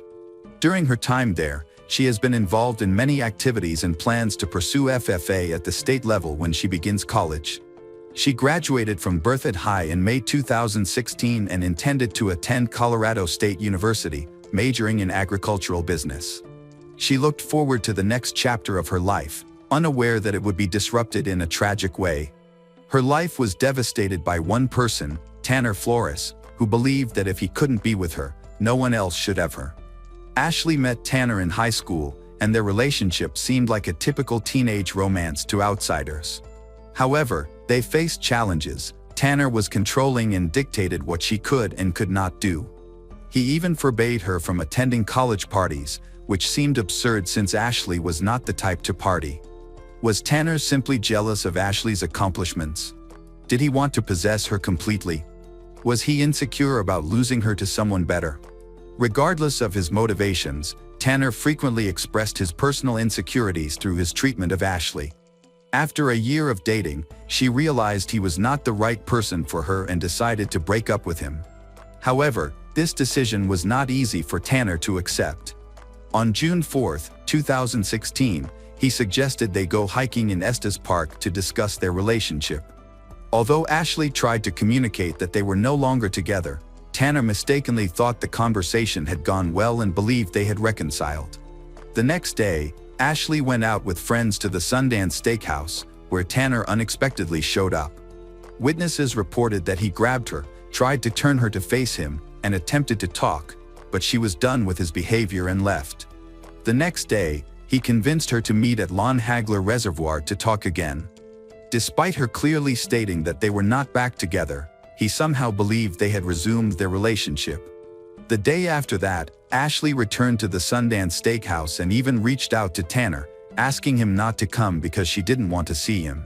Tanner, however, made up a story saying he was locked out of his truck and needed her help. Ashley ignored his message. For days after their hike, on June 8, Ashley reluctantly agreed to accompany Tanner to sell some scrap metal, unaware that this decision would lead to a horrific incident in her life. On that day, Tanner checked Ashley's phone and found out that she had been texting 2 other guys, Tori and Jared. He suspected Ashley of flirting with them and accused her of being unfaithful, even though they were not officially in a relationship at the time. Later that night, He reached out to the two guys, which made Ashley very angry. He then sent her a text in which he expressed his hope that she realized what she had lost, stating that he had done everything for her and spent so much money. He warned her that he was going to do something reckless and then ended the message with a bye. Ashley tries to protect herself and still wants to maintain her friendship with Tanner, even though things have become tense. The next day, he messaged her again, asking if they could meet up and talk. She told him she was in Denver that morning but could meet later. While Ashley was in Denver, Tanner borrowed his dad's gun and went to shoot at Carter Lake, claiming it helped him relax. He continued to text Ashley throughout the day and even mentioned that he missed her. Frustrated, Ashley texted him to stop but still planned to meet him later because she didn't want to be rude. On the afternoon of June 9th, they met at Lon Hagler Reservoir, where Ashley got into Tanner's truck, unaware it would be the last thing she ever did. Around 7:30 p.m., her parents started looking for her since she hadn't come home. At 8 p.m., they found her car in a parking space at the reservoir. Both of her parents, Jeff and Ann, are confident that she will text them if she plans to come home late. Given this, they concluded that something wasn't right and immediately called the sheriff's office to report her missing. Local authorities quickly got involved and began their search. They contacted Ashley's friends and family for information. During this process, a name that came up repeatedly was Tanner. Authorities discovered that Tanner and Ashley had been in a relationship but had since broken up. They learned that Tanner was very upset about the breakup. One person mentioned that he posted a Snapchat message that raised concerns about his mental health, leading to fears that he might be thinking about ending his life. Many others interviewed by the authorities also noted that they had never seen Tanner this upset. Shortly thereafter, Tanner's father arrived and informed the officers that his .22 pistol was missing from the gun safe. He also stated that Tanner knew where the keys were located. Authorities issued a lookout alert for Tanner's truck and notified law enforcement across Colorado. The search was intensified, and by 8 a.m. the next day, they had located his position. Authorities received information that the truck had been seen at Tanner's grandfather's property in CB Bar, Colorado, which was about 5 hours away. Tanner's grandmother had called a neighbor to confirm the truck's presence, and upon verification, she reported it to the police. Due to the distance, organizing a team for an arrest would take some time, so authorities decided to send a wildlife ranger to the property to monitor Tanner and prevent his escape. Although Tanner did not attempt to flee, he engaged in disturbing behavior. The neighbor and the wildlife ranger witnessed him throwing blood-soaked rags into a nearby field and moving a roll-up mat behind the house. What happened next was horrifying. Tanner emerged from the house with a heavy blanket and placed it in the back seat of his truck. It was visibly heavy for him to carry, and a human arm was protruding from it. At this point, it was evident what Tanner had done. Fortunately, later that morning, he was arrested without incident by the sheriff's deputies, a CBI agent, and members of 3 other law enforcement agencies. When they opened the blanket in Tanner's truck, they discovered the body of Ashley. There was no way to save her, and her worst nightmare had come true. Tanner initially told the officers that he and Ashley were discussing their relationship in his truck when she lost control. He claimed that she had the gun, and while he was struggling to get it from her, it went off and accidentally killed her. He then stated that he shot her twice afterward to alleviate her suffering because the first shot did not kill her. After hearing this account, an officer expressed skepticism, and eventually, Tanner confessed the truth. Since Ashley had passed away by that time, Tanner was the only source for the details of the incident. He informed the officer that he and Ashley had met at Lon Hagler Reservoir, and then they drove west toward Carter Lake. This was the same lake Tanner had visited earlier that day to practice shooting. He mentioned that they talked about their relationship during their drive. Ashley expressed that she did not want to reconcile with him at that moment but saw the possibility of marrying him in the future. She needed time to explore other relationships. After this conversation, they began driving back to where Ashley's car was parked, but things took a dark turn. Tanner described how Ashley glared at him during the ride, which led him to reach into the back seat, grab the revolver, and attack her in the back of the head twice. He claimed that she did not die immediately, which is why he shot her a third time, stating that it was meant to end her suffering. After that, he tried to clean her body as best as he could and drove to the land of his deceased grandfather in another part of the state. Once he provided his statement, he was taken to the Mesa County Jail without the option of bail. Ashley's funeral was held on June 17 at St. John Evangelist Catholic Parish in Loveland, Colorado. The ceremony was attended by over 700 people, including family, friends, and community members, all devastated by the tragic loss. The teenage girl, once a symbol of hope, happiness, and aspiration in the community, has now departed, leaving behind a profound sense of sorrow for everyone. Anne, Ashley's mother, expressed her wish for her daughter to be remembered for her vibrant life rather than for the way she passed away. She wanted Ashley's legacy to reflect the achievements of an energetic 18-year-old girl who had so much promise ahead of her. 18, many people often feel confused about determining their life direction, such as their passions, careers, or college choices, because there are so many options. However, this was not the case for Ashley. In fact, she excelled in almost every field she participated in. That was her identity. While many young people struggle to figure out their paths at this age, Ashley had a clear vision for her future. Tragically, no one anticipated that her plans would be interrupted. People who attended her funeral described her as being fun, cheerful, and approachable. She was poised to become the rodeo queen the following year, but instead, she will be remembered during the upcoming season. Ashley had made significant contributions to her community, making her funeral a large and meaningful event. On that day, in addition to the ceremony, the FBI announced it would be joining Larimer County in the investigation to assist with evidence collection and search efforts. Tanner, who had previously been in Mesa County Jail, was moved to Larimer County Jail on the same day Ashley was laid to rest. The Ashley family was now beginning its pursuit of justice.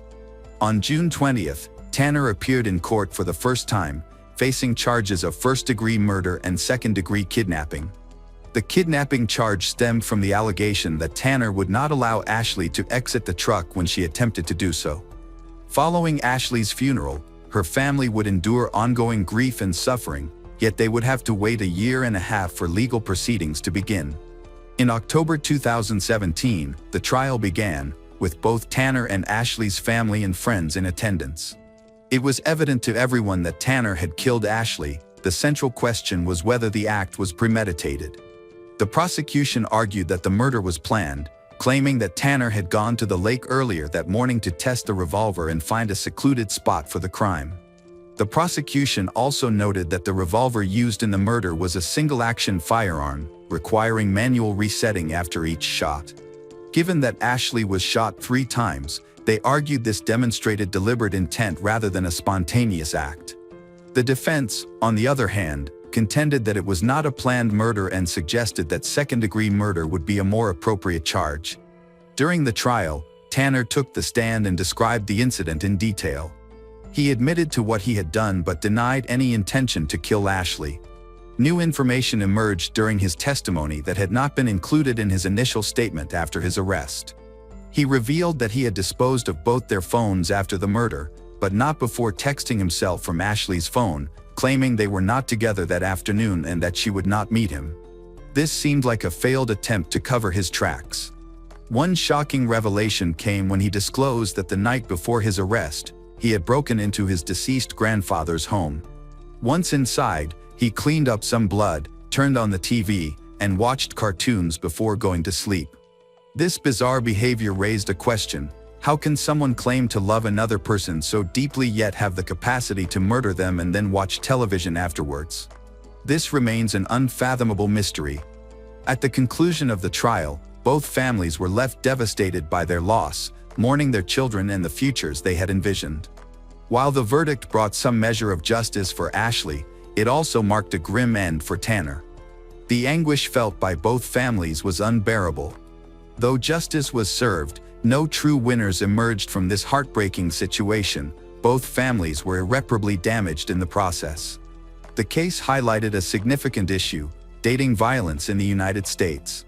Each year, Approximately 1.5 million high school students experience physical violence from an intimate partner, and 1 in 3 teens aged 14 to 20 in the United States experiences dating violence.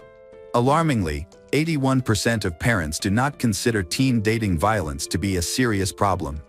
And then Jeff Doolittle found that there was insufficient discussion about this reality, which sadly affected their daughter, as well as many other young people in the United States and beyond who face similar situations. In response, they established the Ashley Doolittle Foundation. This nonprofit aims to honor their daughter's legacy by giving back to the community as she once did. The foundation focuses on raising awareness and preventing teen dating violence, helping victims connect with appropriate support groups, launching school programs, and educating students and parents about the signs of dating violence. Ashley's mother emphasized that the foundation was created to keep Ashley's memory alive. She stated that they wanted something good to come from this through the Ashley Doolittle Foundation and that they wanted to prevent other families from experiencing what they went through. The story of Ashley serves as a serious reminder of the dangers that can exist in teenage relationships. While not every relationship mirrors the tragic events involving Tanner and Ashley, some do. It is crucial to recognize that violence, whether physical, verbal, or psychological, is unacceptable. Ignoring these issues can lead to severe consequences, as Ashley tragically experienced. Tanner Flores, the perpetrator, was found guilty of murder and second-degree kidnapping on October 4, 2017. He received a life sentence without the possibility of parole, along with an additional 32 years.